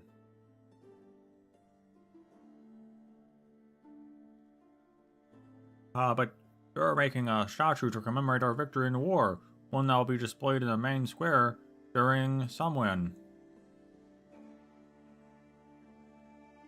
Frankly, it'd be an honor for my rusty old leg to be part of that. No means no. Just take it already. It's all old stuff we'd we'd have to throw out while cleaning anyway. No one's got any use for them.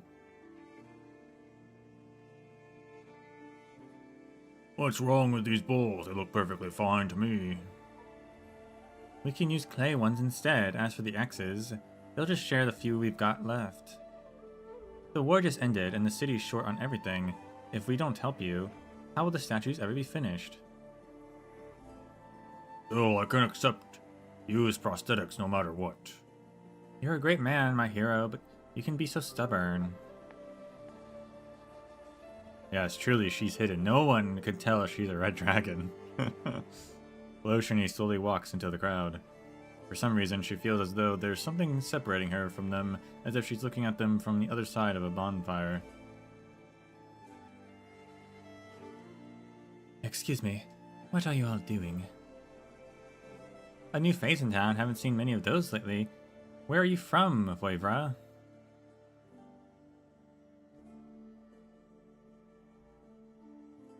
I've returned from Tara, or to Tara from a place far, far away. See, Kulan, if we just taken everything without a fuss, you wouldn't have embarrassed yourself in front of our countrymen from afar. My answer is still no. Not the prosthetic leg. The other stuff, fine. Why are people donating their pots and pans and prosthetics? Because we all want to erect a statue in the square for Samhain to celebrate Tara's rebirth.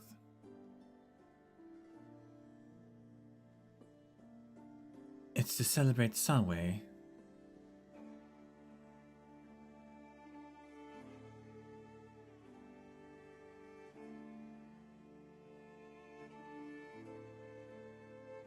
I've only ever come across the festival in Taran folklore.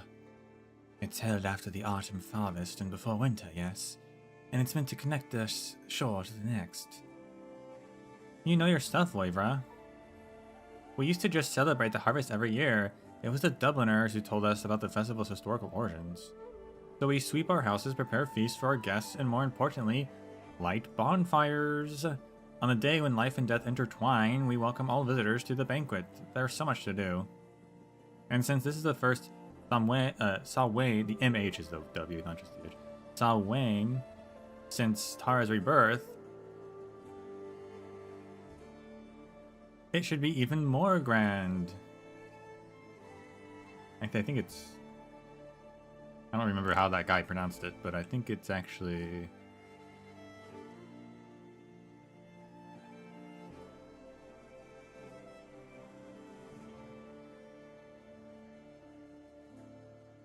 Maybe Sawan? Sawan? I don't know.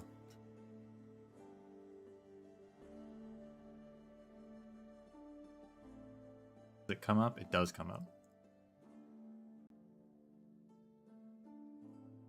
Sawin.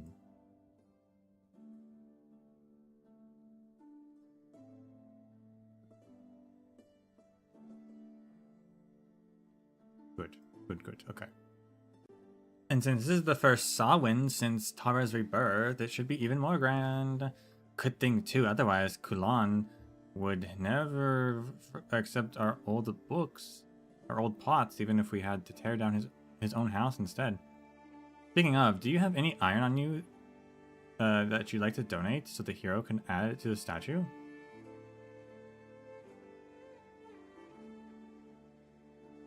All I have on me is a bookmark. I think it's made of iron. Will that do? You don't need to listen to her, Tarn from far away. Haha. An iron bookmark? That's crazy. So, what sort of statue are you making? A red dragon to celebrate Tara's rebirth. A red dragon? I'm telling you, Kulan. If you don't take my prosthetic leg, I won't leave until you do. Then I suppose I'll have to pick you up and carry you back myself. You and your gigantic muscles, by the time Samhain is over, the statue has been erected. We'll all be living the good life. We'll be able to make as many prosthetics as we want. Just imagine a massive dragon statue standing tall in the night. Even through winter, its flames will remain lit. Just like in the legends. Why would it be enough? Why, it'd be enough to drive off the man-eating mist. And we wouldn't have to obey that blasted curfew anymore. The man-eating mist? Huh.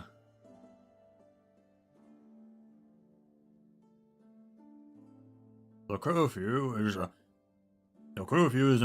is an order approved by the Red Dragon, put in place to ensure our safety. I know that. Of course I know that. As they speak, more and more people begin to gather around until the alley is completely blocked. They each carry all manner of things meant to be melted down for the statue. Golan patiently receives each new visitor as the objects at his feet begin to pile up. He's quite a large man, but even he can't carry all of them at once. Allow me to help you, Golan. Oh, no need for that. My apprentice Theo. Can you really count on Theo, though? We have no idea where the rascal ran off to. He talks a good game, but he slacks off when no one's watching. Typical Victorian. But how old was he when his parents died? Does he even remember Victoria? So what's your name, friend? Reed. Have you found a place to stay yet? You're welcome to stay at my place for the night. You won't want to wander in the streets during curfew, that's for sure.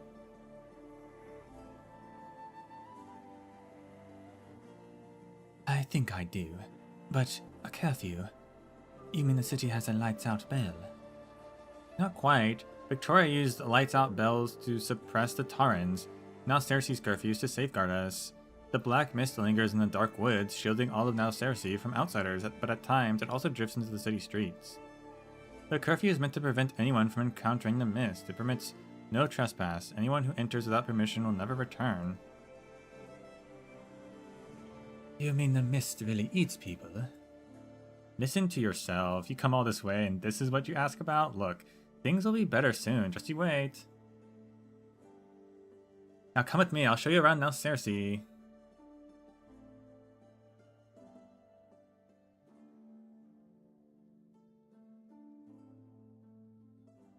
What about that man building the statue?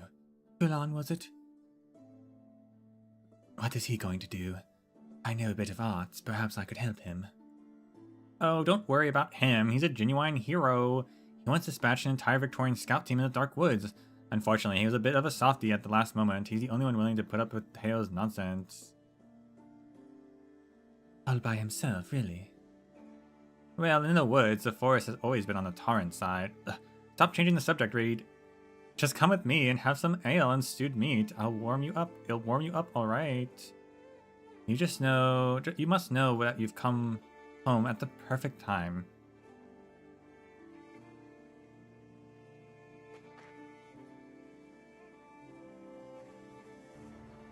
Ew, well, at least there are still potatoes in the store. Damn, look at the time, I'm late.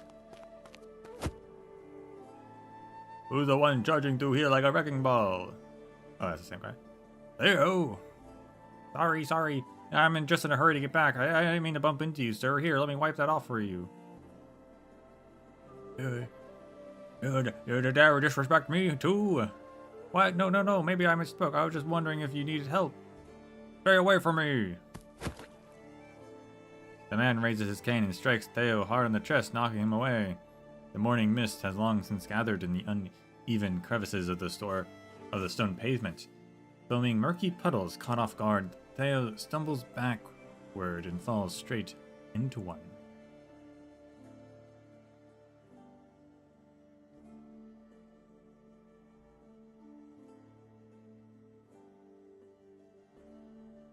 You Victorian scoundrel, who do you think you are? How dare you offer me charity? Alright.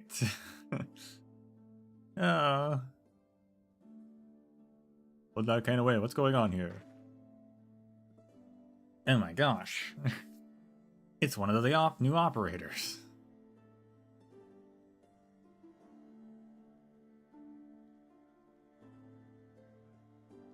Are you okay, Theo? I'm fine, Bridget. I'm fine. I just crashed into him first. Rootless nomad and a Victorian mongrel. Couldn't ask for a more perfect pair of lowlives. Are not exactly making your ancestors proud, Bridget.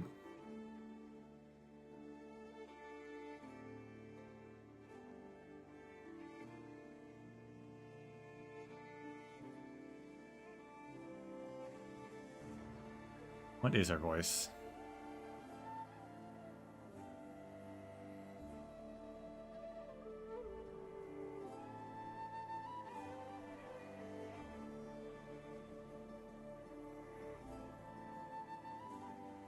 And what's that supposed to mean? Huh. Forget the Victorian Mongol. What about you? You're descended from the exiled king, from the very clan that's supposed to warn Taurans of impending catastrophes, yet here you are, mingling with the likes of him. Even during the war, you never cared that your own people won or lost. You just coldly tossed those battle reports into the citadel, then go door to door delivering those meaningless personal letters. Are you not even fit to call yourselves Taurans? You're a descendant from the exiled king, who was a dragon? He's a dog. How does this work?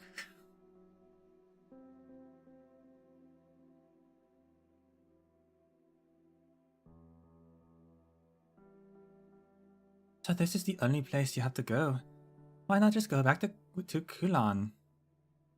I need to wash my clothes first. Should be quick. You don't need to worry about me, Bridget. Of course I'm worried. I came here to see you after all. That was a place wrecked by war and left to rot any better than Kulan's workshop.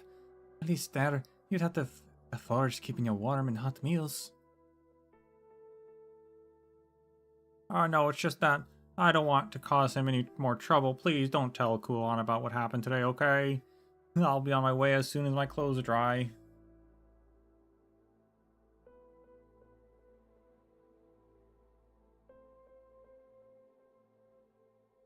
I'm not here for him, Teo. I'm here for you, to take you away. Take me away? Did he say something to you? Just what sort of relationship do you have with him anyway? If I hadn't shown up today, where are you going to take that beating without fighting back? My instincts are never wrong. If you stay in the city, they'll just keep finding new ways to push you around. Today they shoved you in a puddle and beat you with a cane. Tomorrow, who knows? Anyway, how? Just come with me. I can take you into the plains or anywhere else you fancy, up to you. You and me, we don't belong here. And if you got nowhere else to go, you can always head to Nemo's old place and stay with the Wakemen for a while.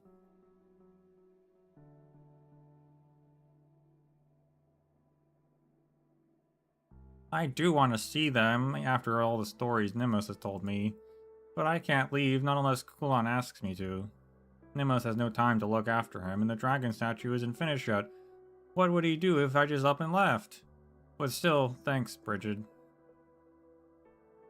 If you say so, then I'll take you back to the city before I leave. No, don't bother, it's cold out, so my clothes won't dry for a while. I'll go back then. And if all else fails, I can always take shelter in that abandoned home. Someone left a quilt and bedsheets there, and I've stayed there before, it'll be fine. If you really don't want to come with, well, I suppose it'd be safer here than just getting a trip to another city. And not even Kulan looks at you all the time, huh? He has more important business to do. I should be making things easier on him, not giving him something else to worry about.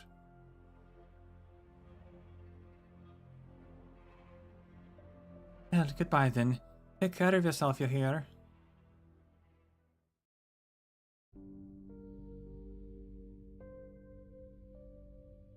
We're here!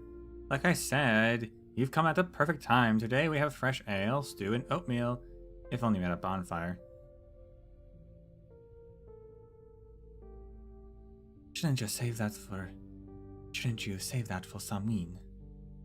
According to old customs, we actually can light it a few days before Samhain. Then again, the war just ended, so we really don't have much in the way of firewood. Can't just start chopping down trees either because of the curfew. At any rate, it's still light out. The sun can be our bonfire today. But that's enough chit-chat. Take a seat. I'll have them make room for you.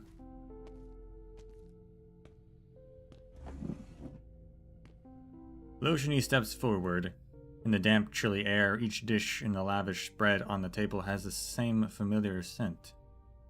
Warm, rustic, and simple, yet not what it seems. She looks around, concealing her surprise, only to find that no one else finds any of this unusual. Is this stewed meat? Yeah, this is where this here is the meat. These are grilled fins, and your cup is full of ale. Oh, and right, we also have oatmeal. I'll grab your bowl. But all the dishes appear to be made of the same thing. They're all made of potatoes, right? Their statue is bowls, their bonfire is the sun, their feast is potatoes, and the friendly resident goes to fetch a bowl of oatmeal. Loshini stands up and walks towards the cart and burden beast that had been waiting for her the whole time.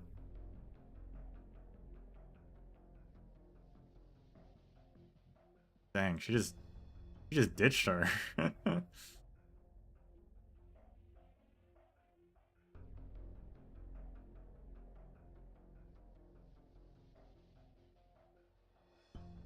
Her Highness will return very soon. Please wait here.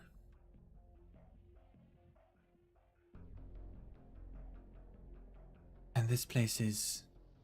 Now Cersei's Citadel. The highest point in the city is just up the steps beside you. This is also where Her Highness lingers most when she's in the city.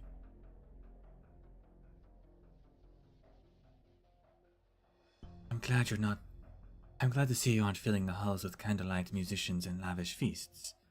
I've already told you, the primary reason the city is short on supplies is because the trade between Victoria and Tara has not yet fully resumed. We're working as hard as we can to resolve the issue. The residents are very understanding of the situation. They hold nothing but goodwill and genuine love for Tara. Your Highness, Eblana.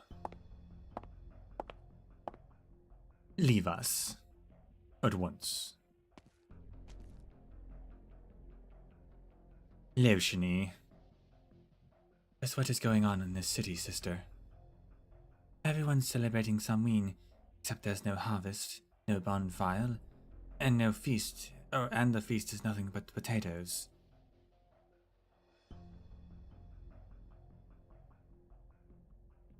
You came here to make me repeat what the Brigadier has already told you. Well, I suppose I can play along. I wouldn't want to spoil a long overdue reunion. I'm more worried about your spear. Where is it now? Her spear? Really? My spear? You're talking about the spear you gave me. It's being stored in a warehouse on Rhodes Island. I no longer need it. How can someone with no weapon claim any sort of power? No, or forget power, even survival would be a struggle.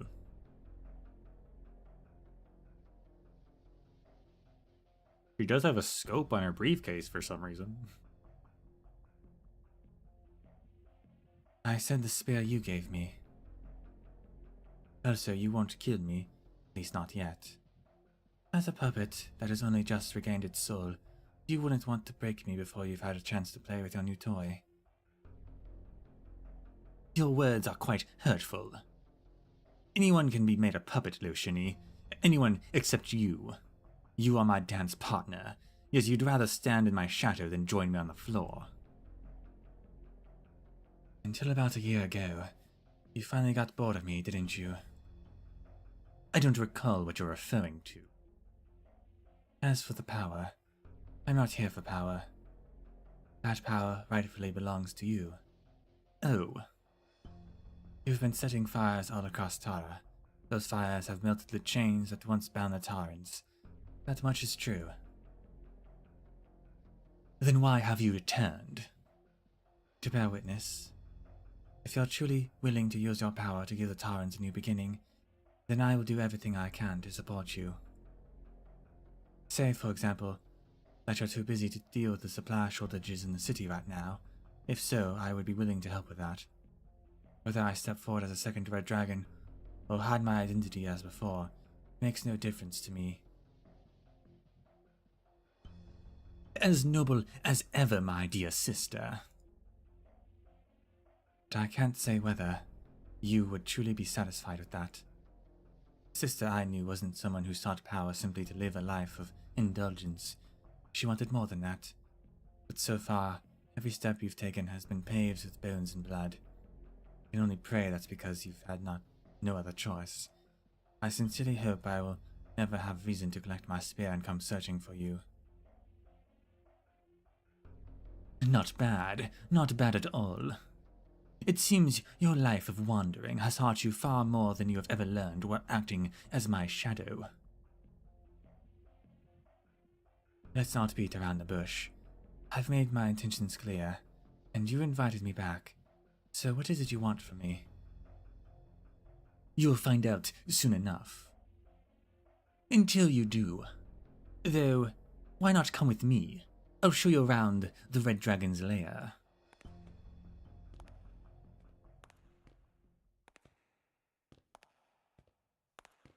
It's a big city. Legend has it that the architect deliberately shaped the plate with uneven elevations to mirror the old Taran capital.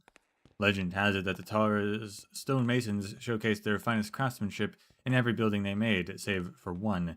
They refused to add even a single ornament to the citadel, knowing it would be inhabited by a puppet king. Loshini has heard many stories like this, but no story can tell you whether it is true, as it is itself a true flame, or merely a shadow cast on the wall. And so she follows her sister up the steps and looks down at the city with her own eyes.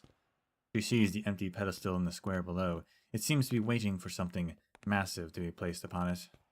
She sees the winding, undulating cobblestone road stretching from the square, and the humble stone houses, so simple they inspire a sense of affection. But after she focuses her gaze and takes a harder look, she finally sees the thing she had sensed before, the thing that had separated her from the other residences. It is something that definitely does not belong in the city. Flames. Flames. At a closer look, there are tiny sparks of fire scattered across the city. All the residents, whether walking, talking, rushing to and fro, yelling, or resting, are surrounded by flickering flames. Purple flames.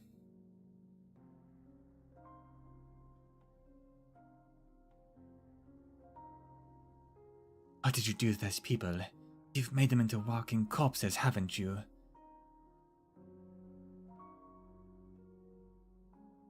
You just got back from town. You met them yourself. You should know better than I do. The flames will spread. Your flames of death should not be spared to the living. It is an unfortunate reality, but whether man resides, so too does death. Whether on the battlefield or in a bustling city, the flames merely hasten the inevitable. So I must admit, it doesn't sit right with me either. The dead wander the wilderness, driven by the desires they held in life, while those tainted by the flames of death can never truly start anew. Life and death cannot remain entangled like this, each defiling the other. Haven't you been their chief defiler? No. Death should be mine to command. I cannot have it expanding beyond the boundaries I set. Well then, my dear sister, what would you like Tara to become? I want your opinion. Should the living endure and the dead rest in peace, or should all of Tara become a kingdom of death? I ask a question you already know the answer to. Then it is clear what you must do. Kill me, Loshini.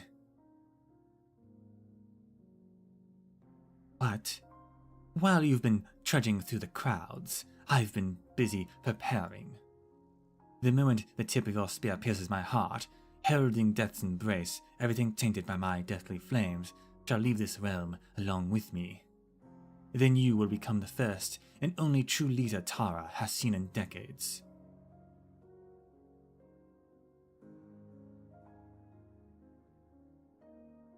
I will not be your shadow anymore, and we Red Dragons will not be the monsters they claim us to be, slaughtering our own kin in madness. Sometimes, often even, kin slaying can be a virtuous act. What about those touched by your fire? Can they truly start their lives anew, as you promised? I have promised nothing but life, Luciany, not even those untouched by my flames. As for the city folk, they have already been entangled by the violet flames. They will gradually become walking corpses, and eventually leave here with me. This much is certain.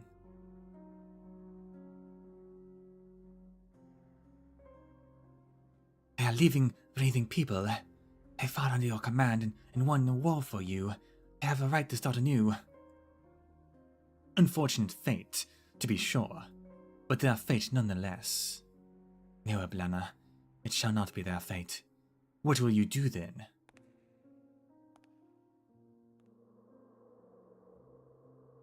Luciany has more to say, but Eblana has already turned around and started walking down the long corridor. Her footsteps are so soft that Luciany did not even realize she had left.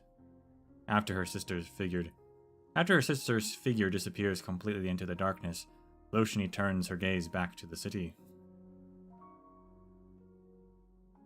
How she wishes it were all just one of Eblana's tricks, but the flames are real. She clenches her fists, pulls up her hood, and turns to descend the steps.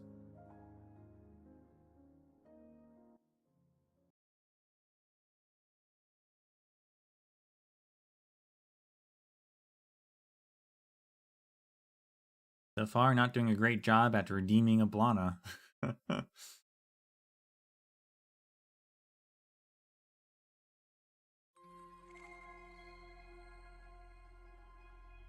Live up to duty. Don't leave bloodstains. They're hard to clean.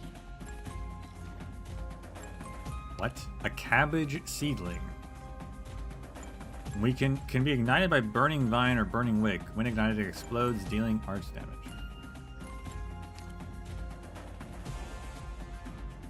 Why are we fighting cabbage?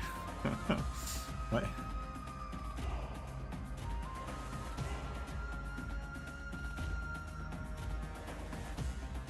Can your eyes keep up?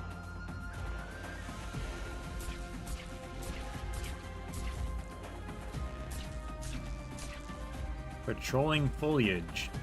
Their true nature is revealed when inside the attack range of your units. Why are we fighting Feels plants? fresh every time. Come on, let's pick up the pace.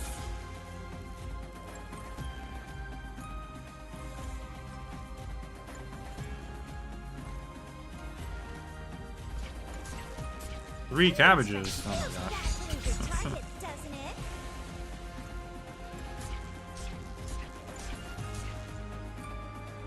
Your mind's a mind to protect. I guess they talked about the forest like protecting the city.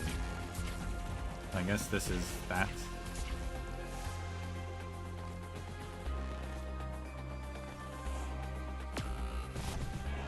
Okay.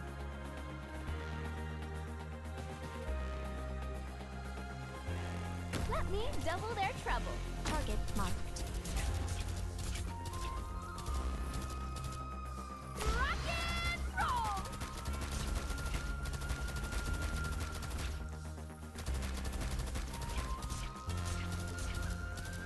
Program hidden mode enabled. I mean, so.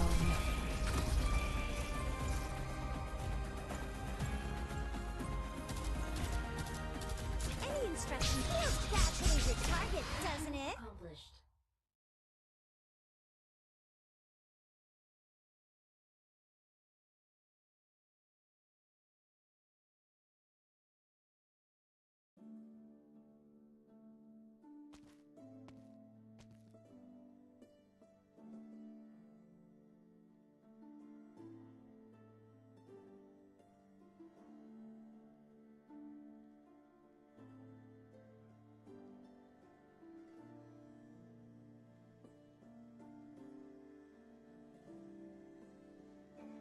Sorry. Ma'am, hold on, please. Oh, Reed, it's you. You left so suddenly. I was worried our hospitality had been lacking in some way. No, I truly appreciated your hospitality. I just had suddenly remembered some business I had to take care of. I still have a few questions, though. Would you mind answering them for me? Ask away. Do you realize that you're engulfed in flames? Flames? Oh, you mean my blessing? Wow, you can see other people's blessings? I didn't notice until someone pointed it out to me. By just saying you know about the flames. You can't see them. How can that be? The friendly resident puts her hand on her waist. The ancient Tarans carried small flames at their waists, stabilized through Oranginium arts to dispel the dark mist in the marsh, even. After Victoria seized full control of Dara, their custom, along with all similar practices, was strictly banned.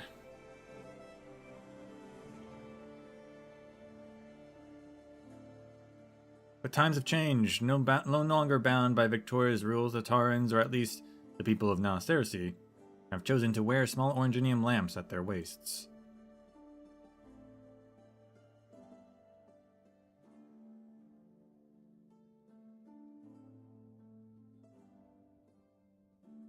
I'm sure you know that fuel is scarce, and with the curfew in place, we can't afford to keep the lamps on, nor do we need to, but we carry these small lamps.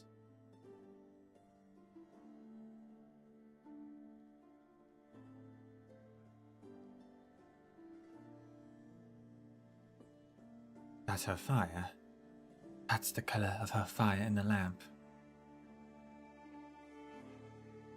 Now whenever people turn on their lamps, this is the color they'll see, even if they replace the filaments with different ones, the color remains unchanged. And you're not the least bit worried about this? Well, as you can see, things are on the up and up in here and now Cersei. And what explanation can there be but the Red Dragon's blessing?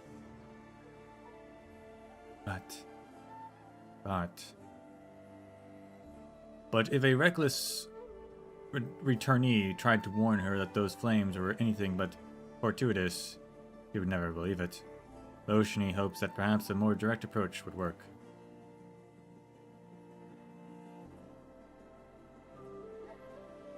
But I wanted to experience the dragon's blessing for myself.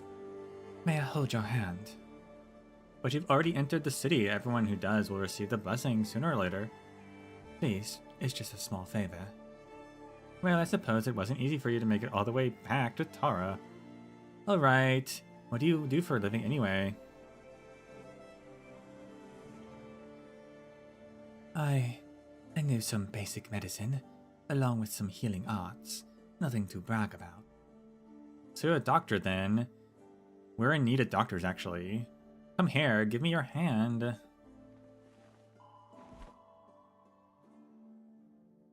She tightly clasped the woman's calloused hand, letting the fire spread from her own wrist into Loshini's.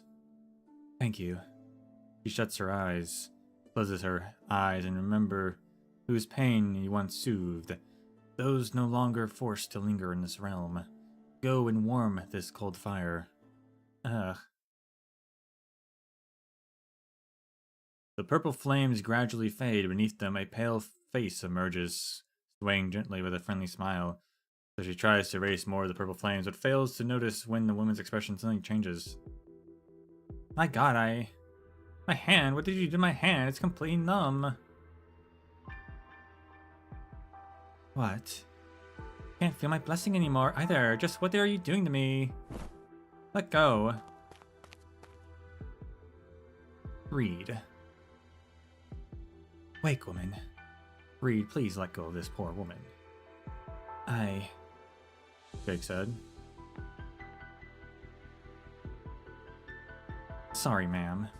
She means no harm. I stake my honor on it. But she said she's a doctor. How could a doctor possibly... Arts-based medicine can sometimes have side effects. Look at your hand. It's perfectly fine now, isn't it? I still can't feel anything. You'll be fine. You'll be fine. The wayward Wakewood raises a hand, gently pressing her warm palm to the frightened woman's forehead. It is just a normal, casual gesture, yet the woman gradually calms down. Okay, I believe you. Right, I still have my hand, as well as my blessing. It's almost nightfall. You should head back home. And Reed, you have another banquet to attend, don't you? A banquet. Right, the banquet. So please follow me to lead the way.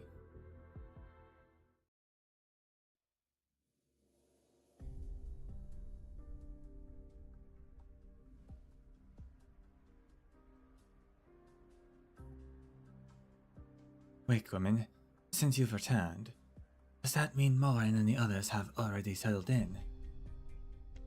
That's right. They'll be staying just outside the ruins. They're probably still clearing out the empty houses right now. Thank you. Don't mention it. By the way, call me Nemos. I hardly do any work as a wake woman these days. Alright, Nemos. You mentioned a banquet just now. Who's hosting it? In a few days, Dublin will be hosting a celebratory banquet, and all the high-ranking nobles will be in attendance, including Her Highness Eblana. We've been very busy with all the preparations. A celebratory banquet, while the residents are making do with stewed meat and grilled fins made from only potatoes.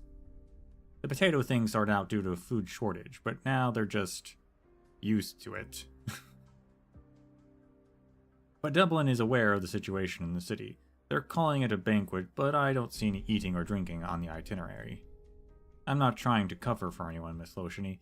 I truly believe that Dublin wouldn't turn its back on the people of Tara like that. Well, I've seen some things. Now, if you'll excuse me, I must be going.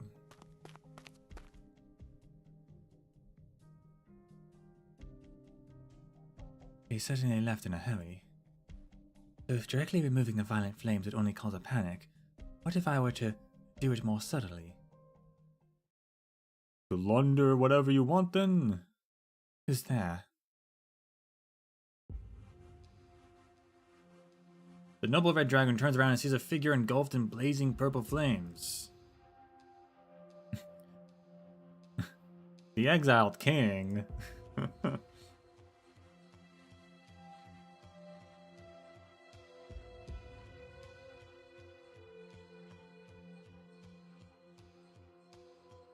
He's still hanging around? Let me pull back up in case they say his name again. Let me refresh myself on that.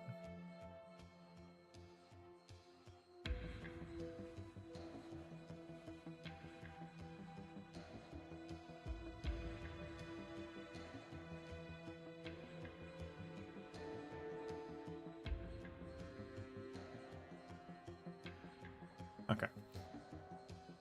No, if the other residents have merely been kissed by the flames, then the person standing before her seems to have been forged from the purple fire itself.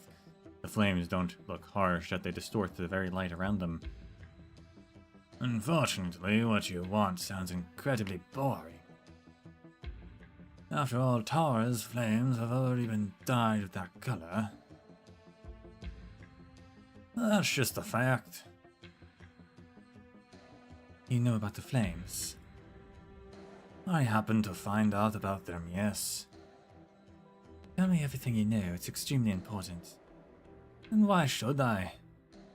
I need to stop people from being engulfed by the purple flames. You know you can replace them with your own flames.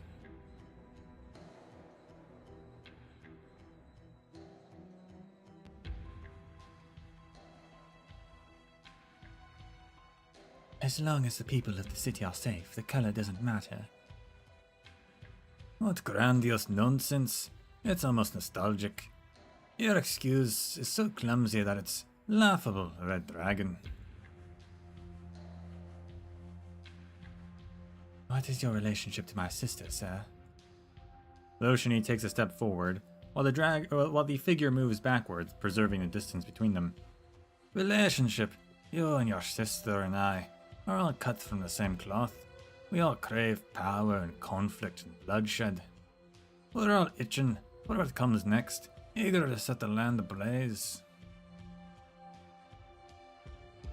But this time, I'll stay out of it until the lair is consumed by flames. I'll be cheering on both sides. Goodbye. Wait.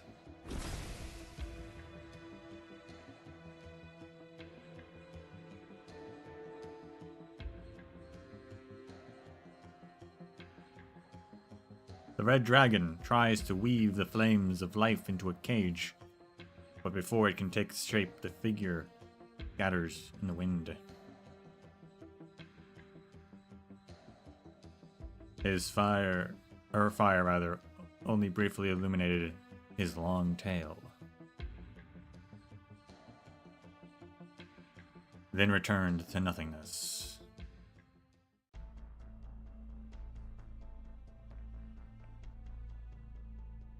Oh, sir? The bureaucrat? I thought they all died except for the brigadier. Who's this guy? Is he new?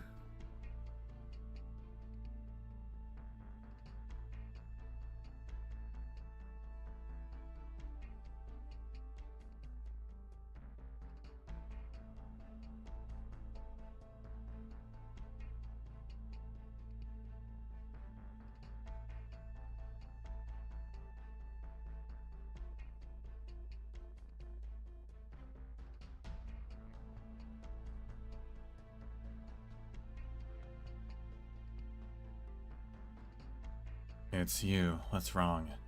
Why have you come to see me now? Don't tell me there's another problem with your grain shop and I have to deal with it. I've never treated you as a subordinate. We're business partners, understand? I understand. Good. As long as you do. I have another shipment that needs to be escorted out of the city. Leave soon and be back before curfew. Sir, about that... What about what? About the grain we sent out before. You said it wouldn't affect the city's food supply, but now we're stuck only eating potatoes. You know what it's like in other parts of Tara? They don't even have potatoes. Now Cersei's agricultural output is already top tier. We're taking urgent measures to help our countrymen, understand? Besides, how much did you earn from those last two carts? Look at it this way. The people of now Cersei aren't starving. At least they've got potatoes to fill their bellies. What's more, it's almost harvest time. There'll be plenty of new grains then. I'm more worried that your tiny shop won't have the throughput to sell it all. Still, I'm not one to force anyone to act against their conscience. If you really feel that bad about it, you can always just transfer your business license to someone else and close up your shop. How will I eat then? I told you, you're not my subordinate. How is that my problem? Alright, just hand over your business license by the end of the day. No, don't. Okay, I'll do it. Why are you still standing there? I have something else to discuss. My friend told me that lately the dark mist in the forest... Dark mist? If I need you to remind me about that, I might as well quit right now. There will be someone waiting for you once you get past the gates. Just like always. Anything else is none of your concern. Now go. Sir? What is it? Did the Brigadier say something when he was on the patrol this morning? No, sir. He didn't come around this morning. The leader sent him on another assignment. Phew. Then what's got you in such a panic? It's officially harvest season for the agricultural plate to the south. Isn't that a good thing? Yes, but all the skilled agricultural workers have left the city. Tch. Just follow the handbook. Do exactly as it says, got it? Yes, sir. By the way, what's the estimated yield for the entire plate? Report it to me, and I'll consolidate the numbers later. We're not exactly familiar with this sort of work either. You're useless. Can't you at least tell what the crops are ready to harvest? They're definitely ripe, or we wouldn't have harvested them in the first place. Then it isn't just business as usual. Report a normal yield based on previous years. Now get going.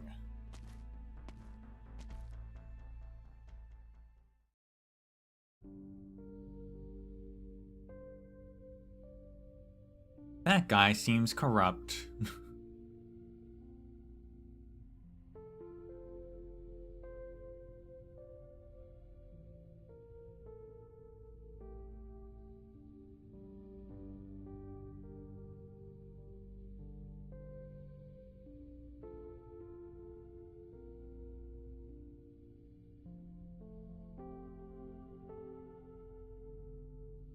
Doesn't the Duke of Wellington have like a whole dukedom? Where is he? Can't he deliver food?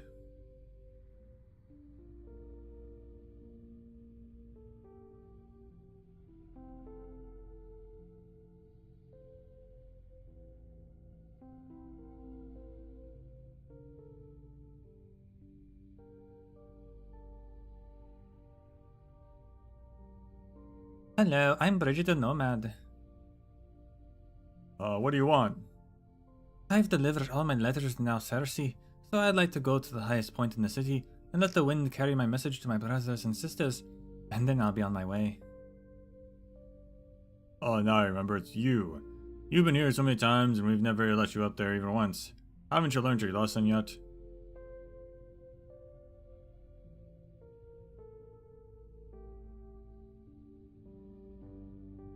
Even the Victorians let me up in the top of the citadel when they were in charge. Do I look like a Victorian to you? No, you're a Tauren. Then you should know that since we're all Taurens, there's no need to indulge those outdated customs of yours anymore.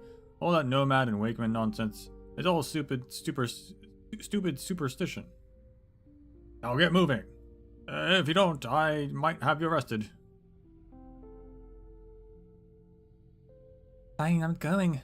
No need to make a fuss.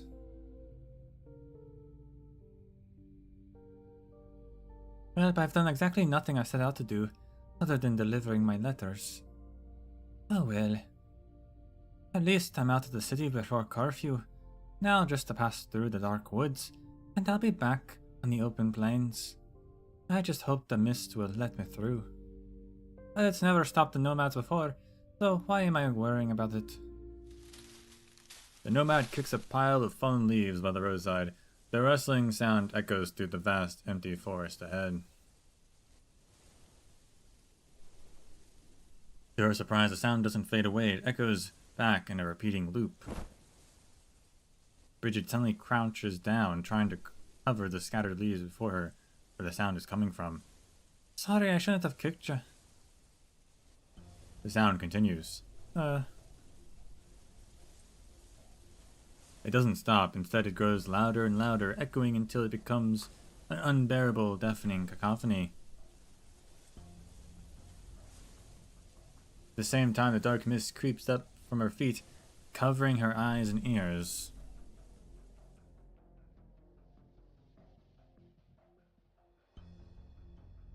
Until she realizes she's back at the forest entrance.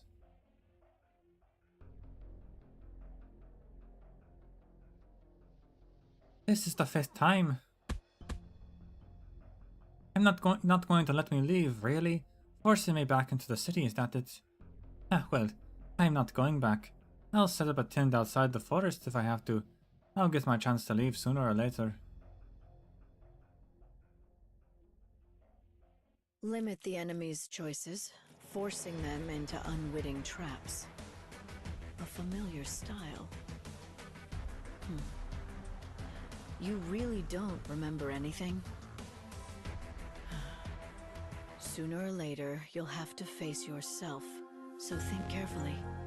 Bear in mind, this time, I'm ready to correct your mistakes.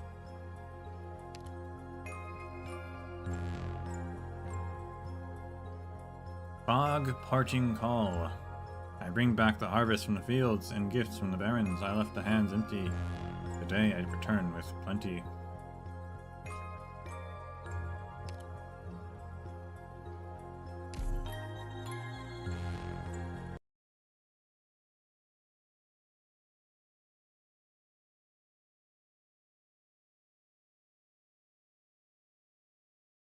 Leave it to us.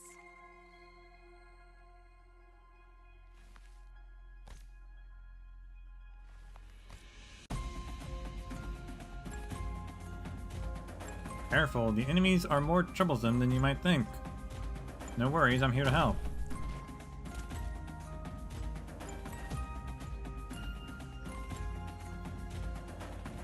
They're just little guys now.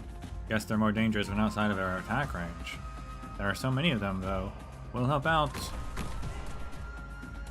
Here I am.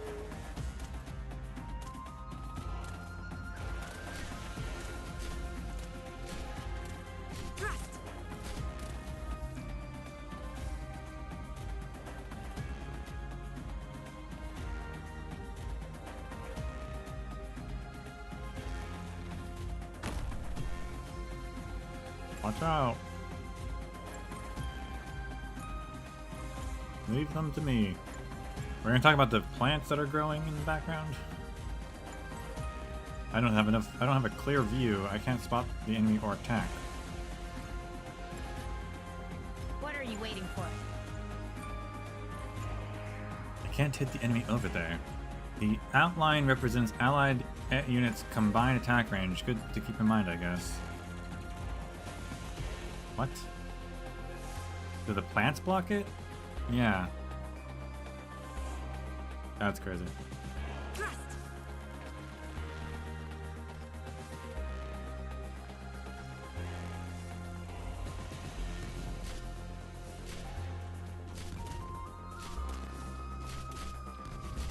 Here I am.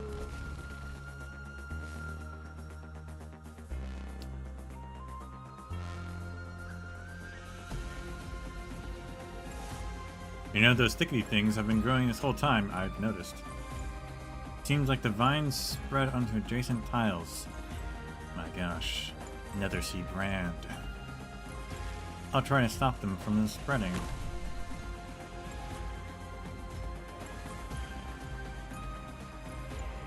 It's working, but I'll take continuous arch damage just by standing on the affected tile. Although they're fire, let's focus on the fight. Yeah, it's actually another Z brand. Ugh, I hate fighting. What else can I do? Alright, calm down everyone. Ready to heal.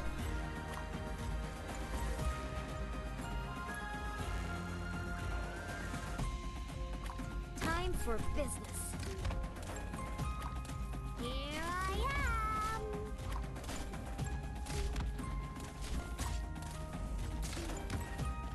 Thrust.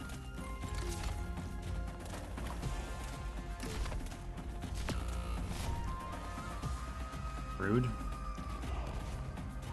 Please stop arguing.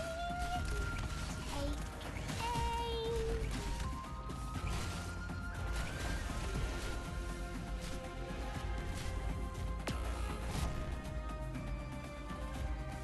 Thrust. You better run away soon. Take aim.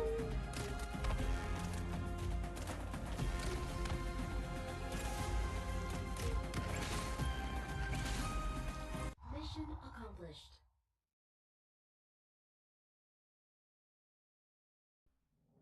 There's only one thing that's impossible for me. Being imperfect.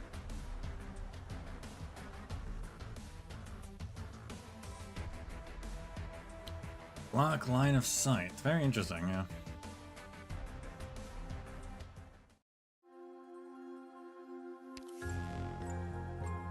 The forest is fighting back. We should just burn it down. But only farewell.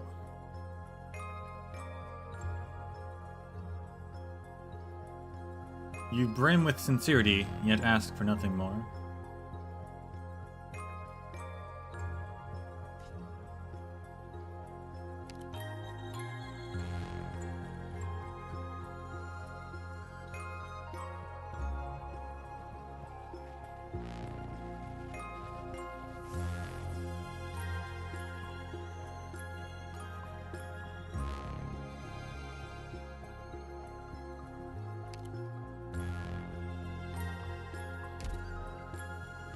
Yeah, we'll just see what we want to see what happens.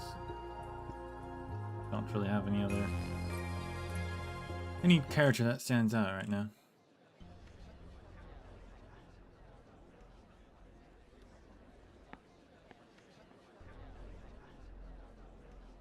Wow. There are so many people here. Sorry, please make way.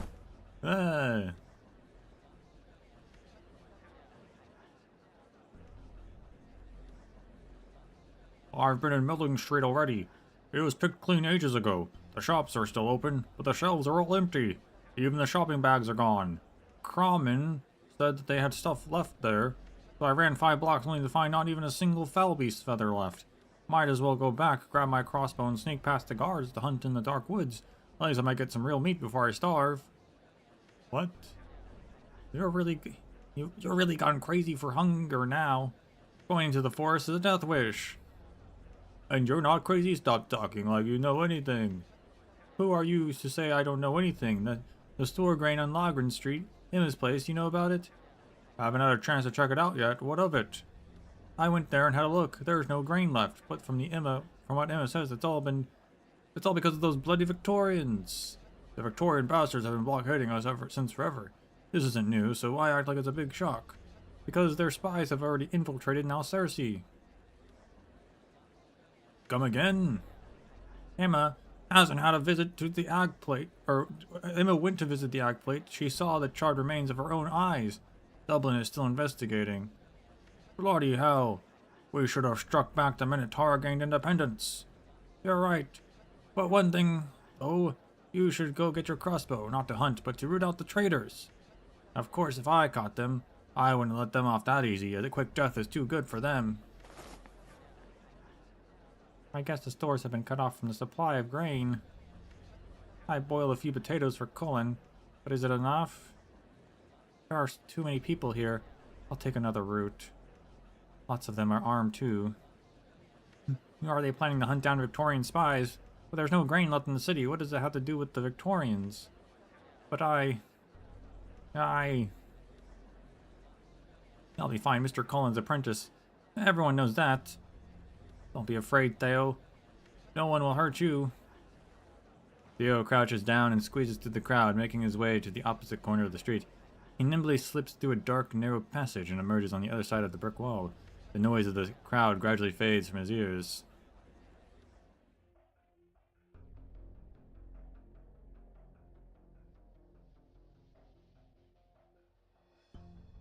So what, the bureaucrat, took all the grain from the city.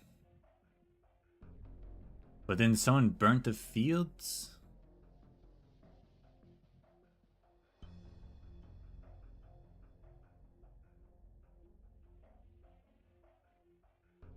Do they want Tara to be a real country?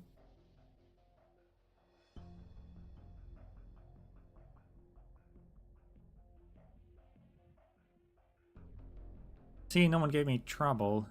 Yeah, Mr. Cullen must be real busy with the dragon sculpture. By the time he notices what's going on around him, all the stores will be empty. I need to help him.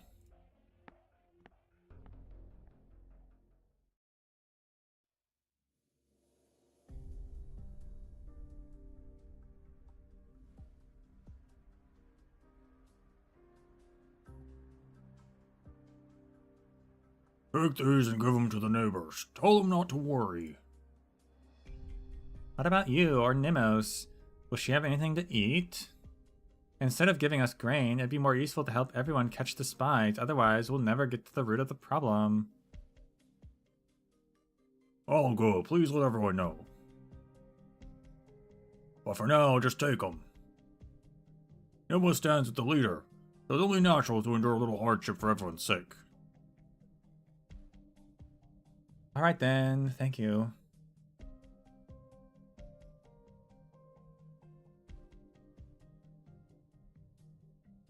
Hey Colin, you must have more of where that came from, right? Besides, how would you know we'd be running out of grain? Did Nimos tip you off in advance, or? What are you saying, Rory? If you don't want any, fine. How do I know you or Nimos aren't spies? You've both been raising that Victorian boy together. Aren't him and Nimos together? Get out. What, did I hit a nerve? Am I right? Are you really? Yeah, Colin. Yeah, I heard you've been distributing grain. Impeccable timing. Oh, so where is it? Everything that's left is right here. Don't change the subject. You still haven't answered me. I said everything I had to say. If you feel these potatoes will dirty your hands, and give them to someone else. Why you... do you want them or not, Rory? If not, let me have them. There are plenty of hungry bellies to feed, so don't be ungrateful.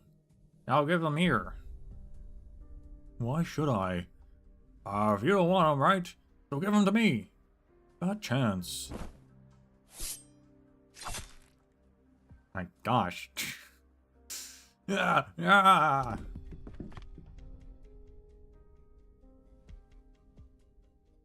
The potatoes in the bag were very small and then had the usual oval shape. My arm!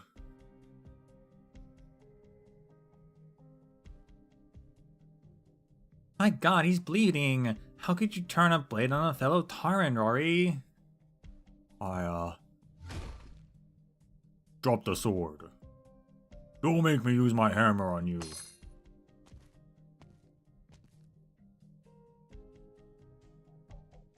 You're the only one we can count on, Cullen. Something's been off about Rory lately. I'll follow him a bit to check up on him. He's been out of sorts ever since his antique collection got burned in the war.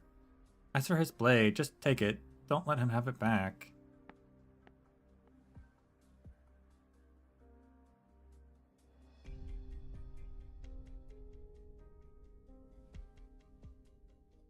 Colin, the wound isn't too deep. Come here, I'll stop the bleeding.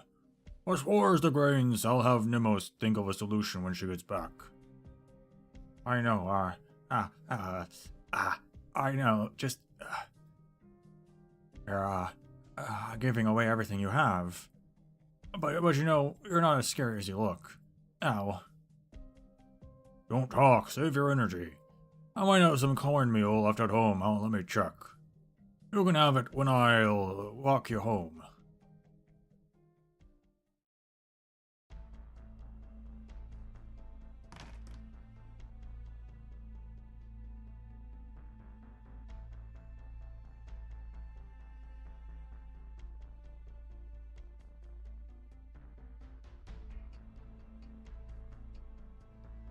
Cullen, are you and Theos doing alright? Why is there blood in here?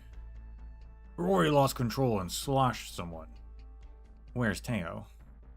He left a while ago for, Damn it!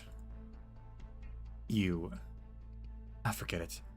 No one could have foreseen things getting so bad so quickly. How are things in the city? Rumors are spreading everywhere that the Victorians destroyed the Ag Plate, and now Cersei's about to boil over. I know no one dared to go after Theo after you stood up for him, but so you felt safe letting him run around, but this time it's different. I have to go find him. You have time for that? Aren't you making that statue? It only needs to be finished before Halloween. There's still a little time left. Damn it!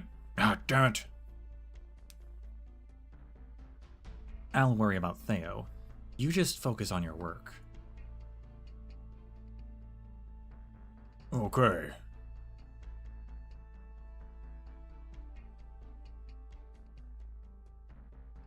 Have you seen Theo? Theo? Where was the boy run off to? Slacking off again, no doubt. Cullen spoils him too much. You really should have a talk with him about it. Theo. What trouble has that boy got himself into this time? Have you seen Theo? Are you alright? Me? Yeah, I'm fine, just hungry. So what is it? Did you say something?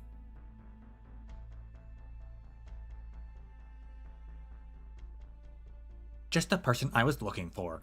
Has that boy Theo been up to anything suspicious lately? No, just keeping to himself busy as usual. Huh, well, he'd better.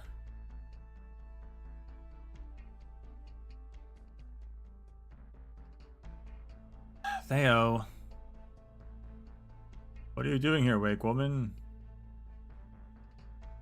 Wait. The singer. What brings you here? The singer? What? So all the other ones died and they just made a whole new group? Gotta have our, weird stooges. I don't...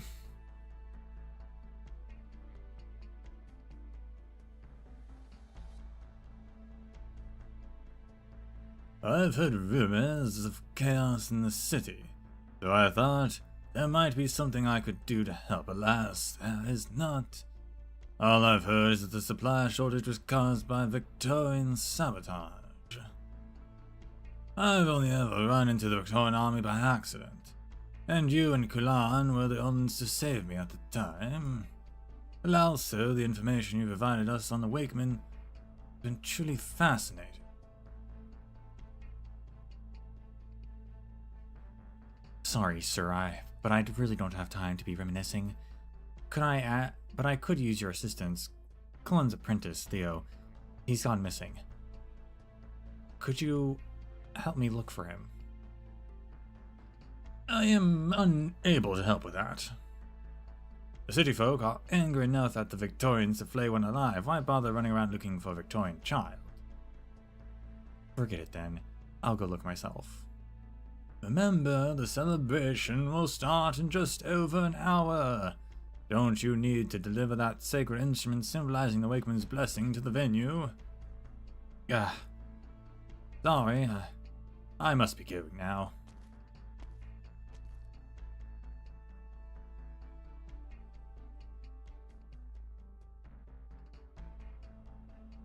What do I do now? Nemus, is that you? I finally found you. What happened in the city?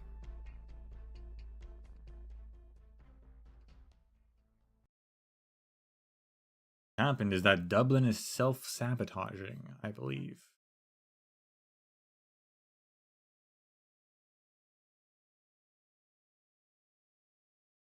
But I don't know why. It's not like they need to rile up more hatred for Victoria. They already hate What Victoria. blocks the way, I will burn through.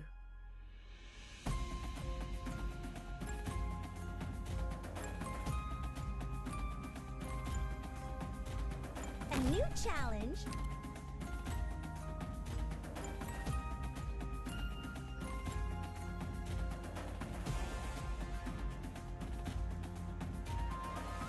Don't worry, my poison kiss. Feels bad to lose your target, doesn't it? Arch unit charging.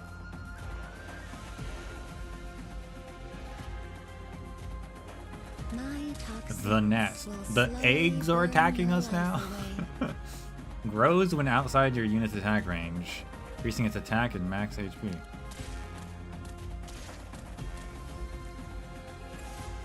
My toxins will slowly That's great. burn your life away. Eggs. How are eggs attacking us?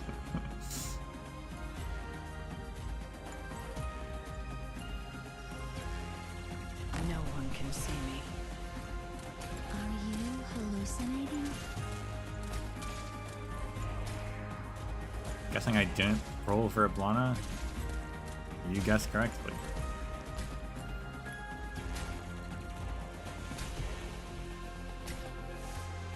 My toxins. Can we will not, like, slowly set the burn trees on your life fire to away. clear it out?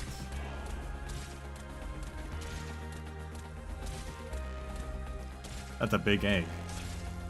That's a huge... Oh my, it's hatching. Honey to me, poison to you.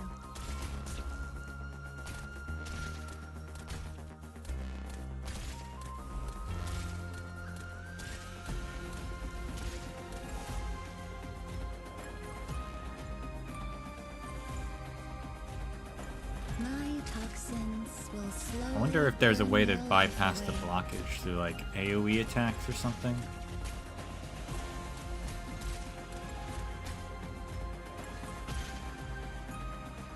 Get what you deserve. Are you hallucinating?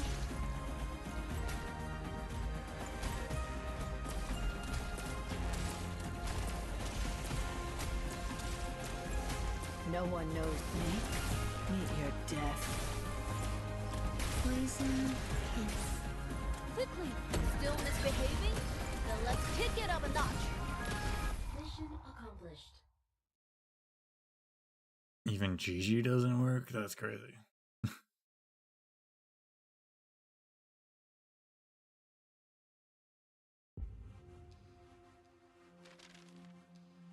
Yeah, we could try it lap. And they weren't that strong, though.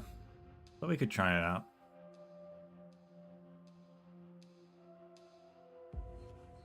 I've checked every inhabited street and found no sign of Theo anywhere. All I saw were the flames of the townsfolk growing even stronger, as if the gate or the sudden gale had swept through. What's more, everyone just seemed to used to it at this point. Getting rid of the flames would only terrify them. They'd only have numbness in their body. Does this mean it's too late for the people of Now Cersei? No, can't think that way. My first priority is to find Theo. I should go find that nomad named Brigid, and then and the one Nemos mentioned. But anyone really be willing to pitch a tent outside the city just because they can't go into the dark woods? Walk along the right side of the guard outpost, then wade through their creek.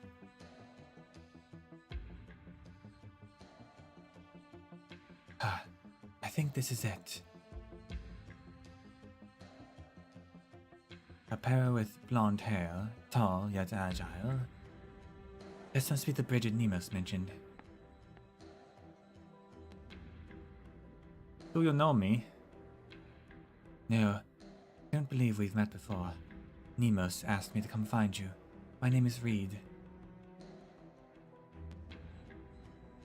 You... Bridget leans in slightly and twitches her nose twice, but otherwise does not react. Loshini takes this to be the way the nomads greet each other. You're not the red dragon from the city.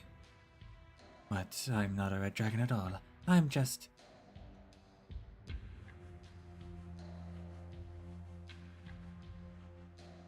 You're not the one from the city. You're a different one. A second red dragon returning to the city, just like those old stories. And you can tell that from a single sniff. Sure can. Plus, your tail's on fire and like, you're really clearly not of Waybra. Your flames smell different. But that's none of my business. What can I do for you, Reed?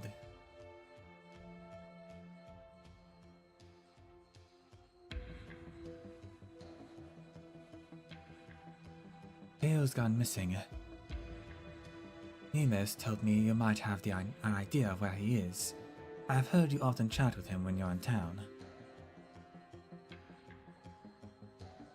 Theo's missing. He went out this morning and never came home. The city's in chaos today. We have searched all over Now Cersei, both Nemos and I, but there is no sign of him anywhere. But I just saw him a bit just before I left the city. He was doing fine. No, I can't say he was just fine. Anyhow, I went to the Citadel after that, and then left town. I haven't seen him since. Where the heck could he be?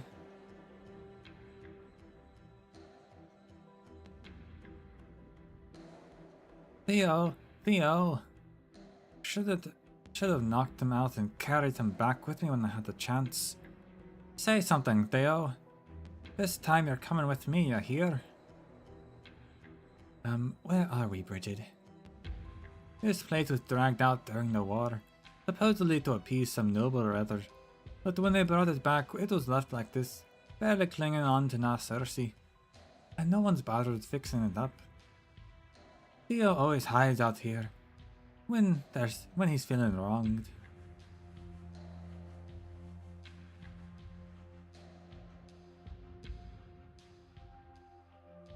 Could he have left the city? I have only seen one person live in the gates, Emma from Raglan Street. Theo, sure I wasn't with her. What's more, she was taking a careful of who knows what to the entrance of the forest, all by her lonesome. She met up with someone there, they took the goods, and then she came back by herself. And she didn't notice you. The city folk don't see too well, or hear, or smell. Besides, I was pretty far from her. So she delivered a large shipment and returned by herself. Where did all those goods come from? What does this Emma do for a living? Runs a grain shop. I've delivered letters to her before. So a shopkeeper left the city and now keep close at home. Seeing how this is the only lead we have, we should go hurry over to Lagrin Street. Is that a lead? Richard, read. Hello. You wouldn't happen to have seen Theo around, would you? Theo, did Nemo send you to find him? That's right. Nope, haven't seen him. Heaven knows what that boy has run off to. I hope he didn't skip town along with the spies that set the Agon plate on fire. How could you? Bridget, we need to find him. How about Emma, then? Have you seen her anywhere? She closed up shop earlier today. Actually, I came to see if she might be willing to reopen for me, but I guess I wasted the trip.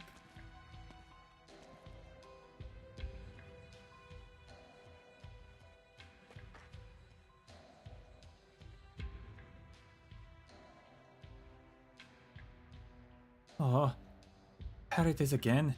That cold, burnt smell. It's been everywhere in our Cersei lately. Can't stand it.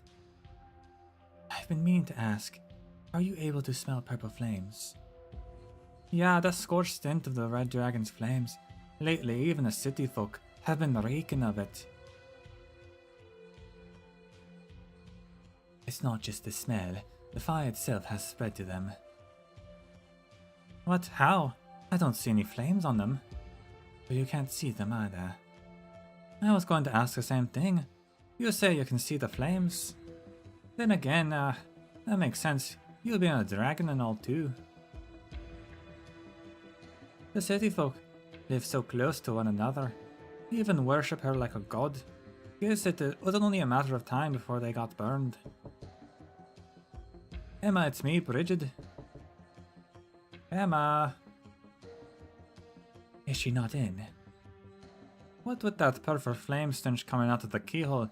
Must be someone in there. So what now, break in? I don't see any other options. Wow, so dragon fire can burn through locks too. Let's save that conversation for later. We need to get in there.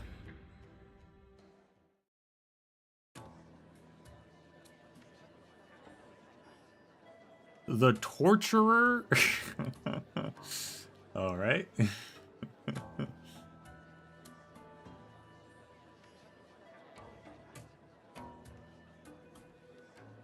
Not the best code name to have.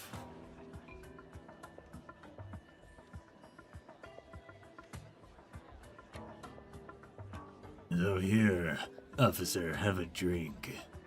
We may not have a proper feast, but there's more than enough booze to go around. I can't do that voice. That one's gonna be no. That was a bad idea. The cruel officer. Cheers. Pivoting.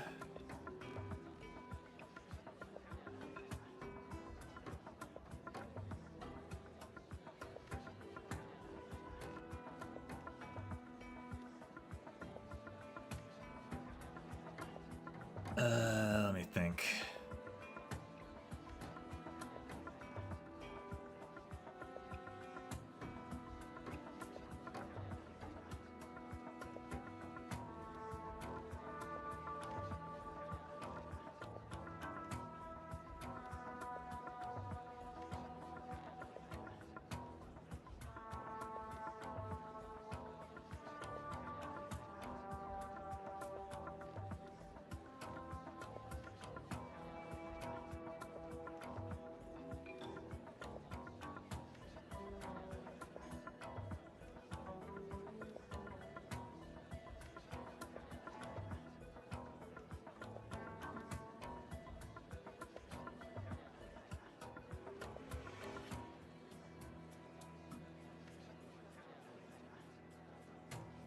Oh, isn't our resident wake woman? The leader invited you too.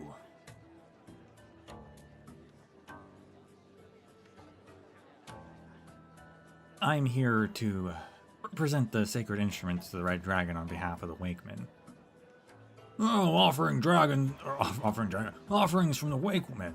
Let's see what you've got. A whistle, and what else? The Sowin is almost upon us. The Wakemen do not have much left to offer. This is all they could spare. That's it. My sincerest apologies. Weren't you the one swearing to us you'd bring in those ritual doodads to give this celebration the dignity it deserves? I'm sorry, I didn't think it through. Who cares? It wasn't Nimbus's idea anyway. I was against it from the start. What's so auspicious about offering some people who deal with ghosts and corpses all day? We should be glad they only gave us a whistle.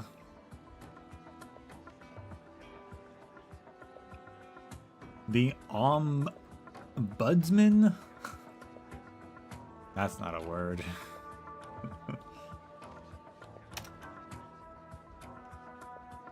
Ombudsman. A man who investigates complaints and mediates a fair settlement, especially between aggravated parties, such as consumers or students of an institution and organization.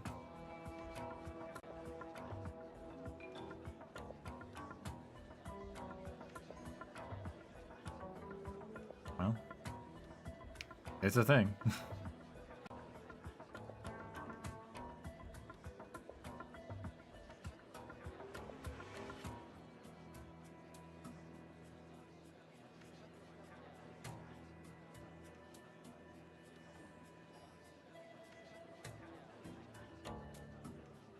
Of course you take her side. She saved your life. But we can't just laugh this off. Tell us, Wake Woman, how do you plan to take responsibility for this? Wyatt. This is not her sole responsibility. If you truly wish to hold the Wakemen accountable for disrespecting the leader, we can revisit the matter later. Set aside the matter of the ritual objects for now. The leader sent me ahead to make sure everyone is enjoying themselves. There are difficult times. These are difficult times. So, we're keeping things simple. There will be no feast for the ceremony, but feel free to go and relax until she arrives. Not you, Wake Woman. I expect you to provide Her Highness, an explanation for your failure.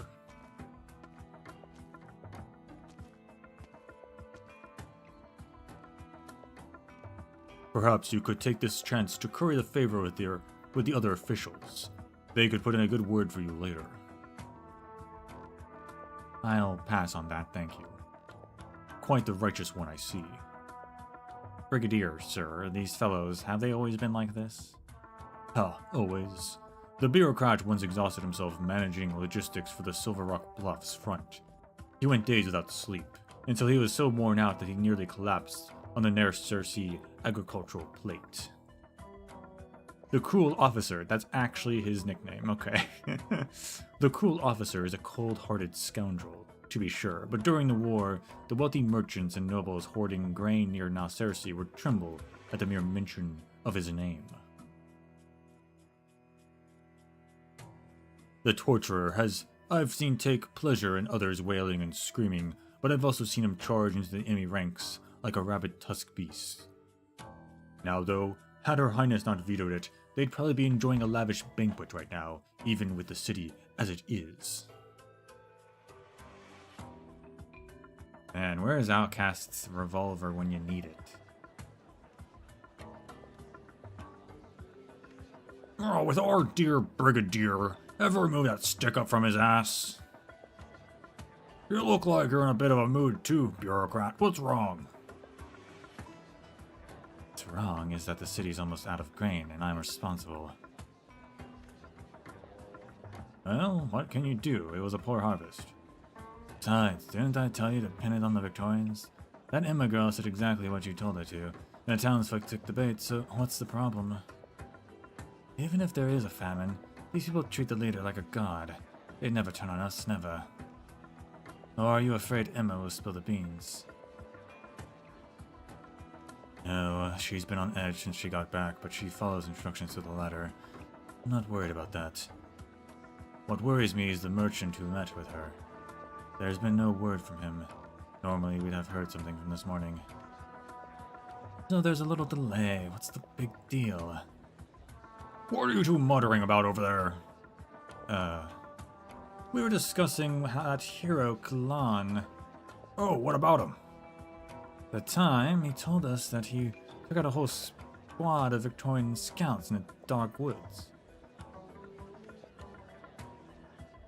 By himself. For five or four men by using the terrain to his advantage.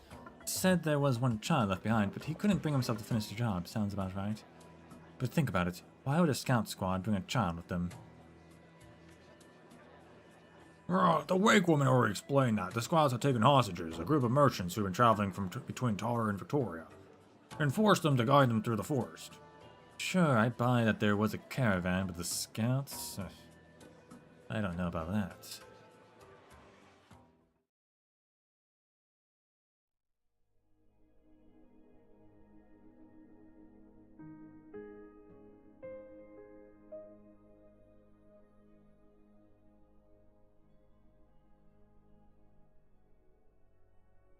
But the scouts, I don't know about that. His throat getting drier, the writer grabs his mug only to find it devoid of beer. I'll go get you some more.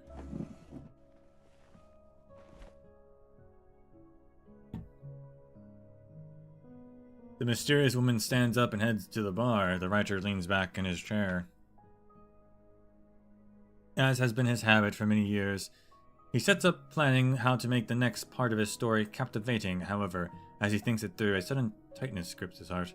Even if this woman is also a survivor, and even if she knows a thing or two about what happened, he cannot simply lay everything out here like he has been, at least not for his next part. Heaven knows what she would do, or what she would have to say about it. This is just a story, a shadow cast on the wall, not the fire itself. A storyteller must always remember this, or they will find themselves consumed by the flames.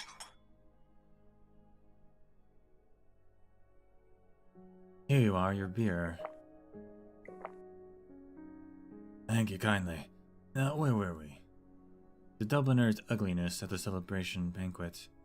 All right. Well then, the true star of the party is about to make her entrance.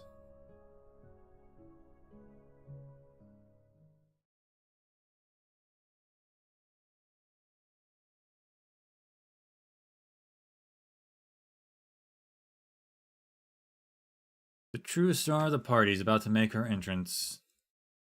But until then, Dublin's ugly visage will remain so hideous that no one can face it directly.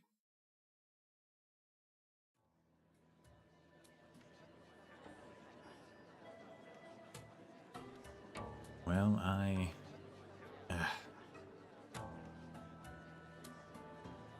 What is it? There's something crawling on my head. It may have been... Huh. It may be freezing here and now, Cersei, but at least there are still bugs. Don't move, I'll grab it. Wait. The banquet hall suddenly quiets down. Everyone is staring at the bureaucrat's head, where a beetle is perched. A solid gold beetle.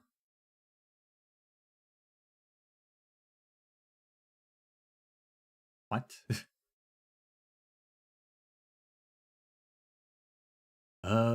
One of the decorations fell down. Go on, put it back up.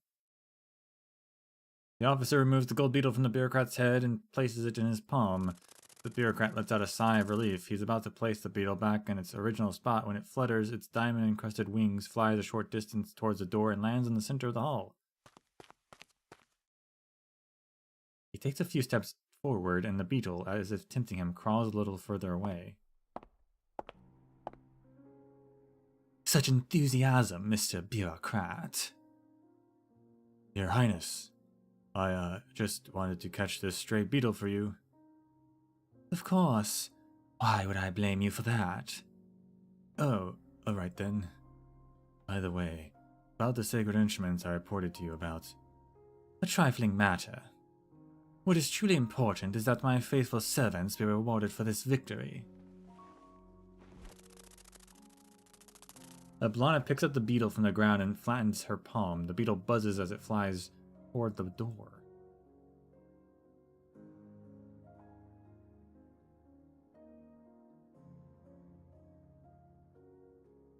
What is the beetle, though? Ladies and gentlemen, We are in the very hall where the treasure of the ancient King Gale was once displayed. The furnishings had all been looted by the Victorians, as they are wont to do, but we have finally returned most of them to their rightful places.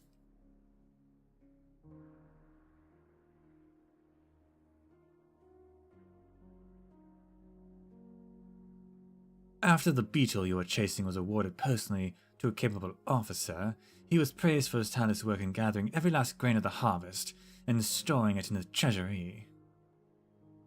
And now you are worthy of the same. Without you, our army would likely have collapsed from hunger 100 times over. Go chase it down, for it is yours. As long as it's willing to land on you, you will always have the right to collect your grain. Yes, thank you. Now then. Eblana scans the room. Some stare intently at the bureaucrat's back, wondering what rewards they will receive, while others cannot help but glance at the other treasures in the room.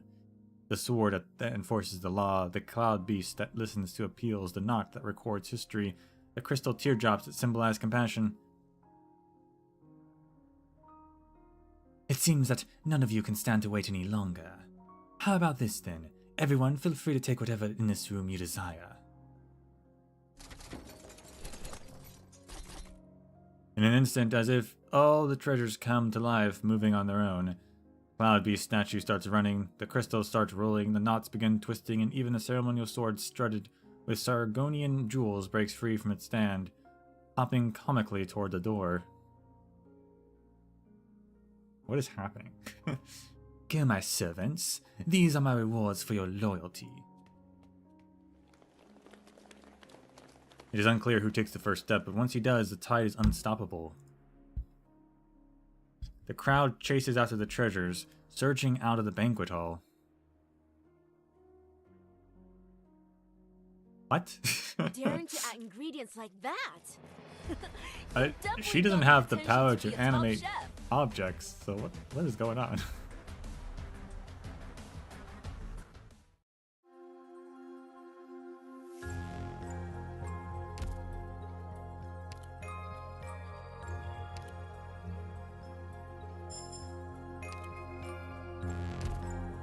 Weird.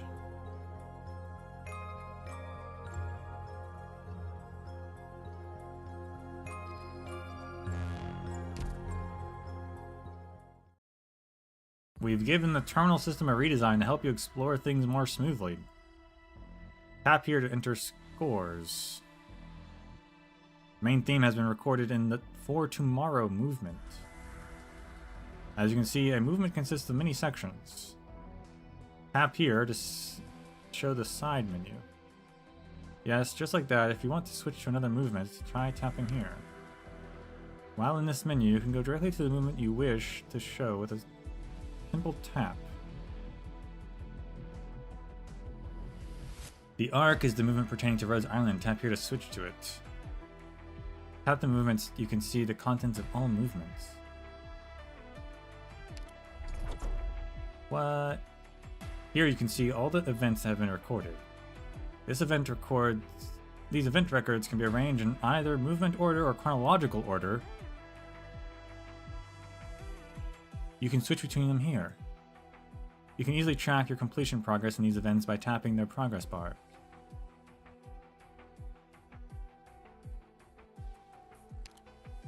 Main theme for tomorrow, the Arc storyline, Rhodes Island. The Blessed storyline, Guide Ahead and Hortus Escapismo. Yerrig Snow and Silver Steel. Set Coley Sprouts, Under the Neon. Through the Ages. Those Who Take the Future. Glimpse of the Depth. Spire Mirages. Oh, interesting. Twilight of Woolmond. Rekindled Flame. No, this is the first one that's considered for Rekindled Flame. Summer Beat. Tales of Tara, which is everything else. Interesting that... Tales of Terra. Interesting that, which one was...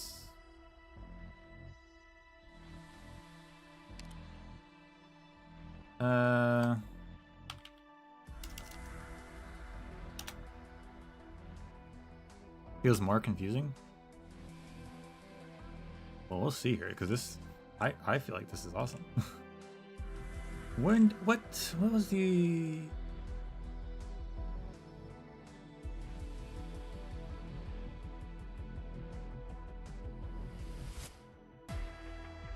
Firelight. Oh, Rekindle Flame is what the Firelight casts. I thought that was the current event. Never mind. Also, there's like new... Oh my goodness. The terminal offers general information about the event as well as some information regarding combats. Even if an event is unavailable at this time, you can still browse through its story. Once the retrospection of that event has taken place, you can play through its stages as well. Oh right, by tapping here, Doctor, this way you can easily switch to the other events in the same movement. So now we can read the story whenever we want.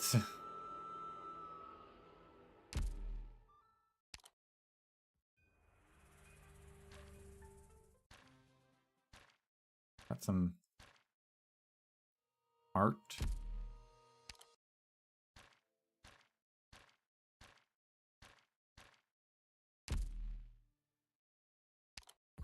Interesting that Twilight of Woolmund was considered as part of the Spire Mirages storyline. I mean, I guess it is technically, but interesting.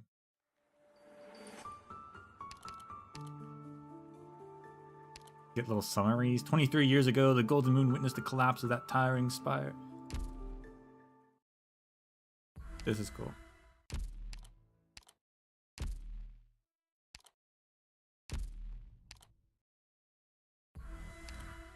A death in Chufen is considered part of the Sui storyline.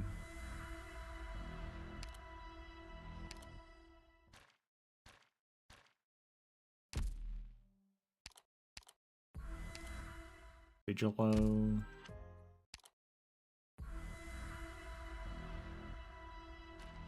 Timeline. Unlock time. Yeah. Oh, I thought it was a timeline for the actual in-universe timeline. It's just a real-life timeline. That's useless. I was like, oh my gosh, a timeline.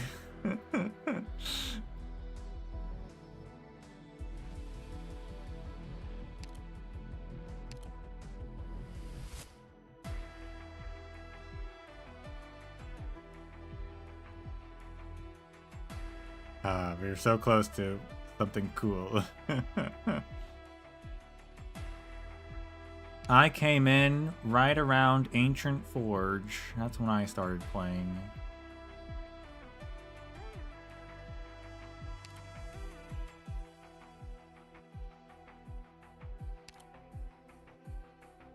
I mean, a timeline... I mean, an actual timeline is cool, though. Like, I do like seeing, like, oh, yes, this is when they came out. Like, that is cool, but... for a second, I got really excited.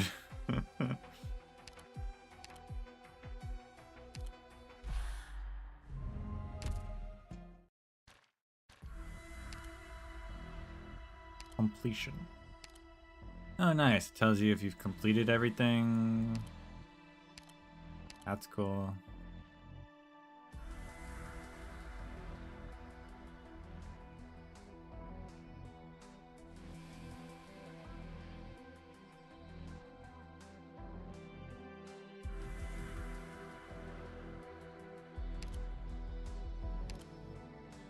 And all the rewards, of course. I don't know what this symbol in episode 14 is, though. What is that symbol?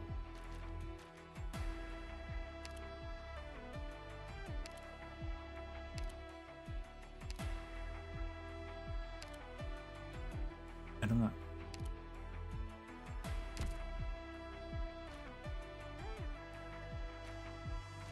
Now you can go through and see this. It's been a Oh, while, whoops. Doctor. Ready to move out? And this takes you like, oh yeah, by the way, Babel event goes right there. That's neat. Where the Firelight cast goes right there. Oh my gosh, Walk in Dust goes. That's, I guess that goes there. I guess so. That technically makes sense, I guess. Arknights memoirs. Interesting.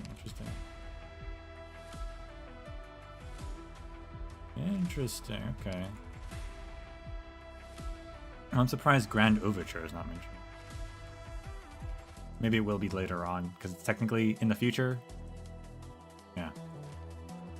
So they got rid of the 2 event screens, and now it's just this whole screen. Okay.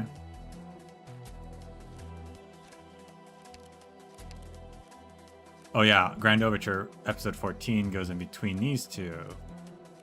Where Elegies Are Ashes goes in between them. The Birth of Tragedy, episode 7.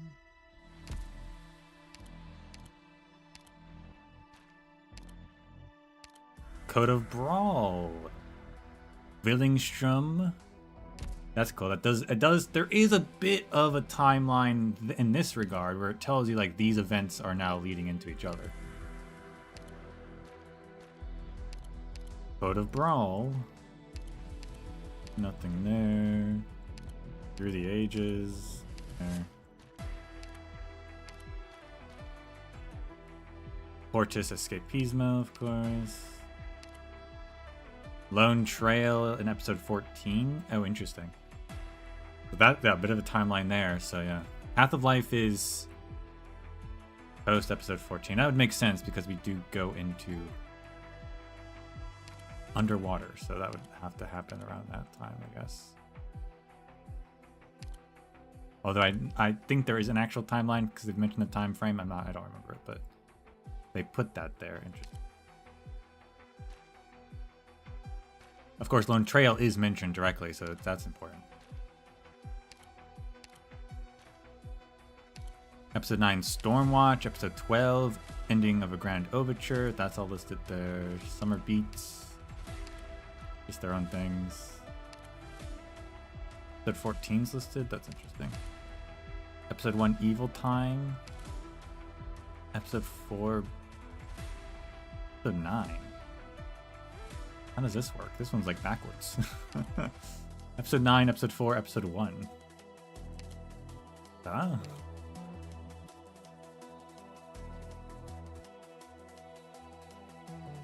Episode 1 and the Children of Ursus, like that makes sense. What is Episode 9 and Episode 4? Why are those listed over there? I don't know. Interesting. Well, I didn't expect that.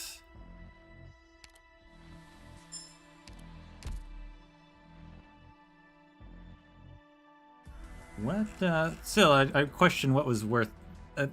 They must have just be up. They must be uploading a bunch of updates at once. 9 gigabytes worth of stuff. Must have been.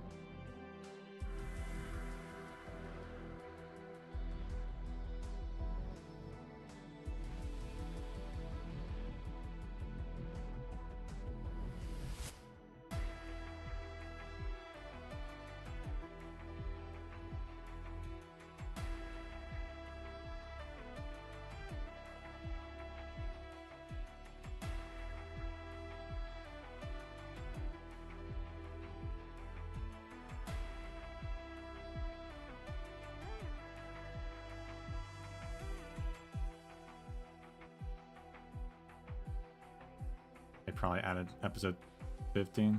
That's why it's so big. Yeah. For a second, You can rest easy. they added voice acting for 4 paragraphs, and for a second I thought 9 gigabytes for full voice acting. That would make sense. But no, there's not full voice acting.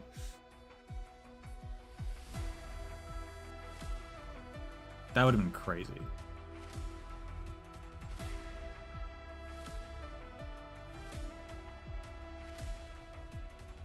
I still don't know how I'd feel about that, in all honesty.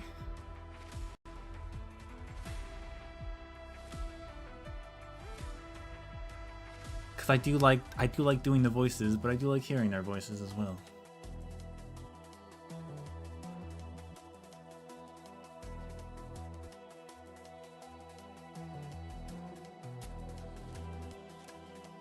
What is this link you sent me?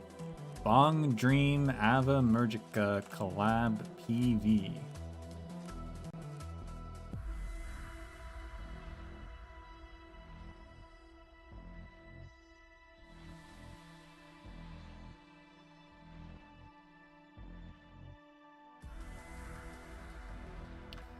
Oh, I see. We've got all of the. They revealed all this stuff, huh?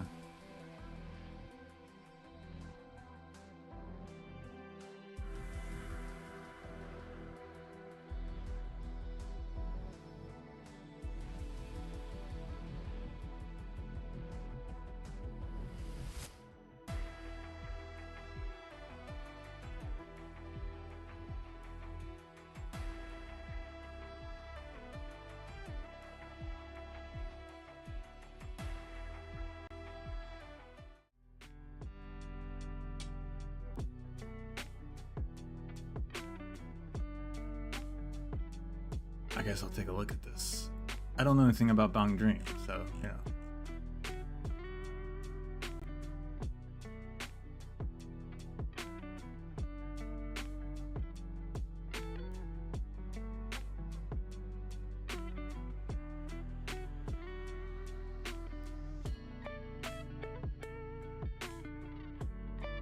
We've got a bunch of characters, apparently.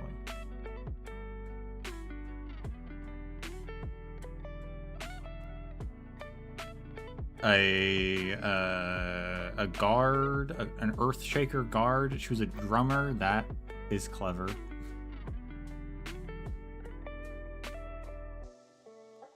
It's a music like game. They're like idols, right? I hope they're like they're kind of like bards in that there's like a special little song that plays when they are summoned or something, or their skill goes active. That'd be cool.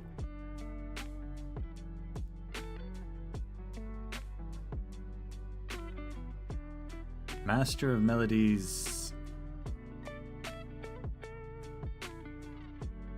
Is this a character? It doesn't have a class listed. Is it a skin? Maybe it's a skin.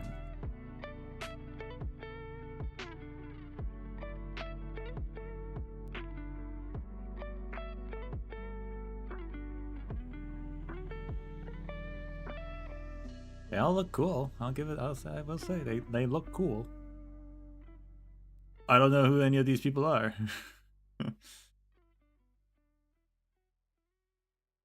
But the art's nice.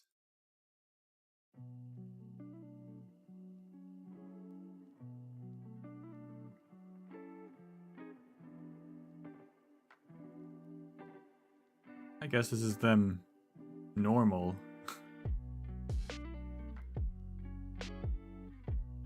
What do we have here? So we got a guard, specialist, supporter, another guard, another specialist.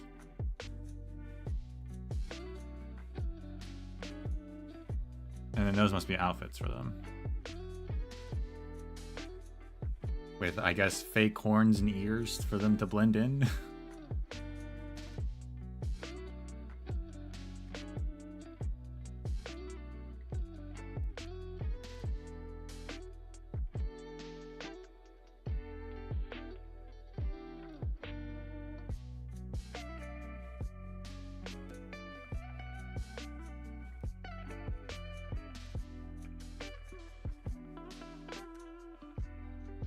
Oh snap. There is a menu theme that looks really good though.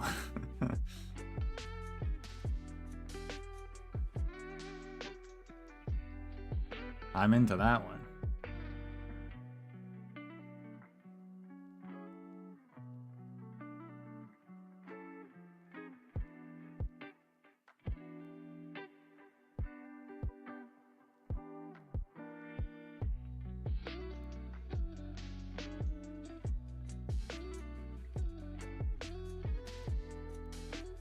Cool.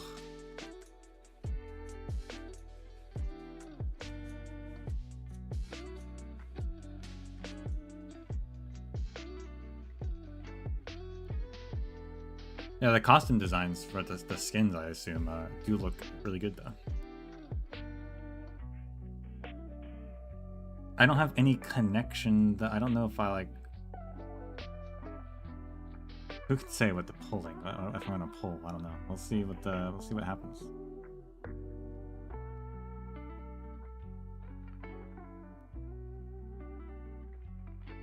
Two guards, two specialists, and a supporter. We'll see.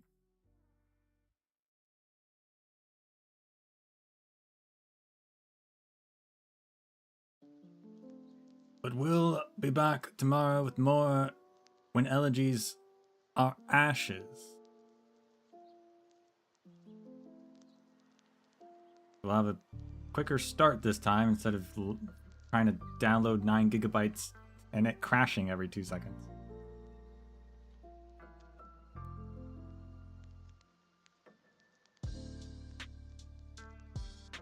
But until then, thank you all for watching. And may the sands of time treat you well.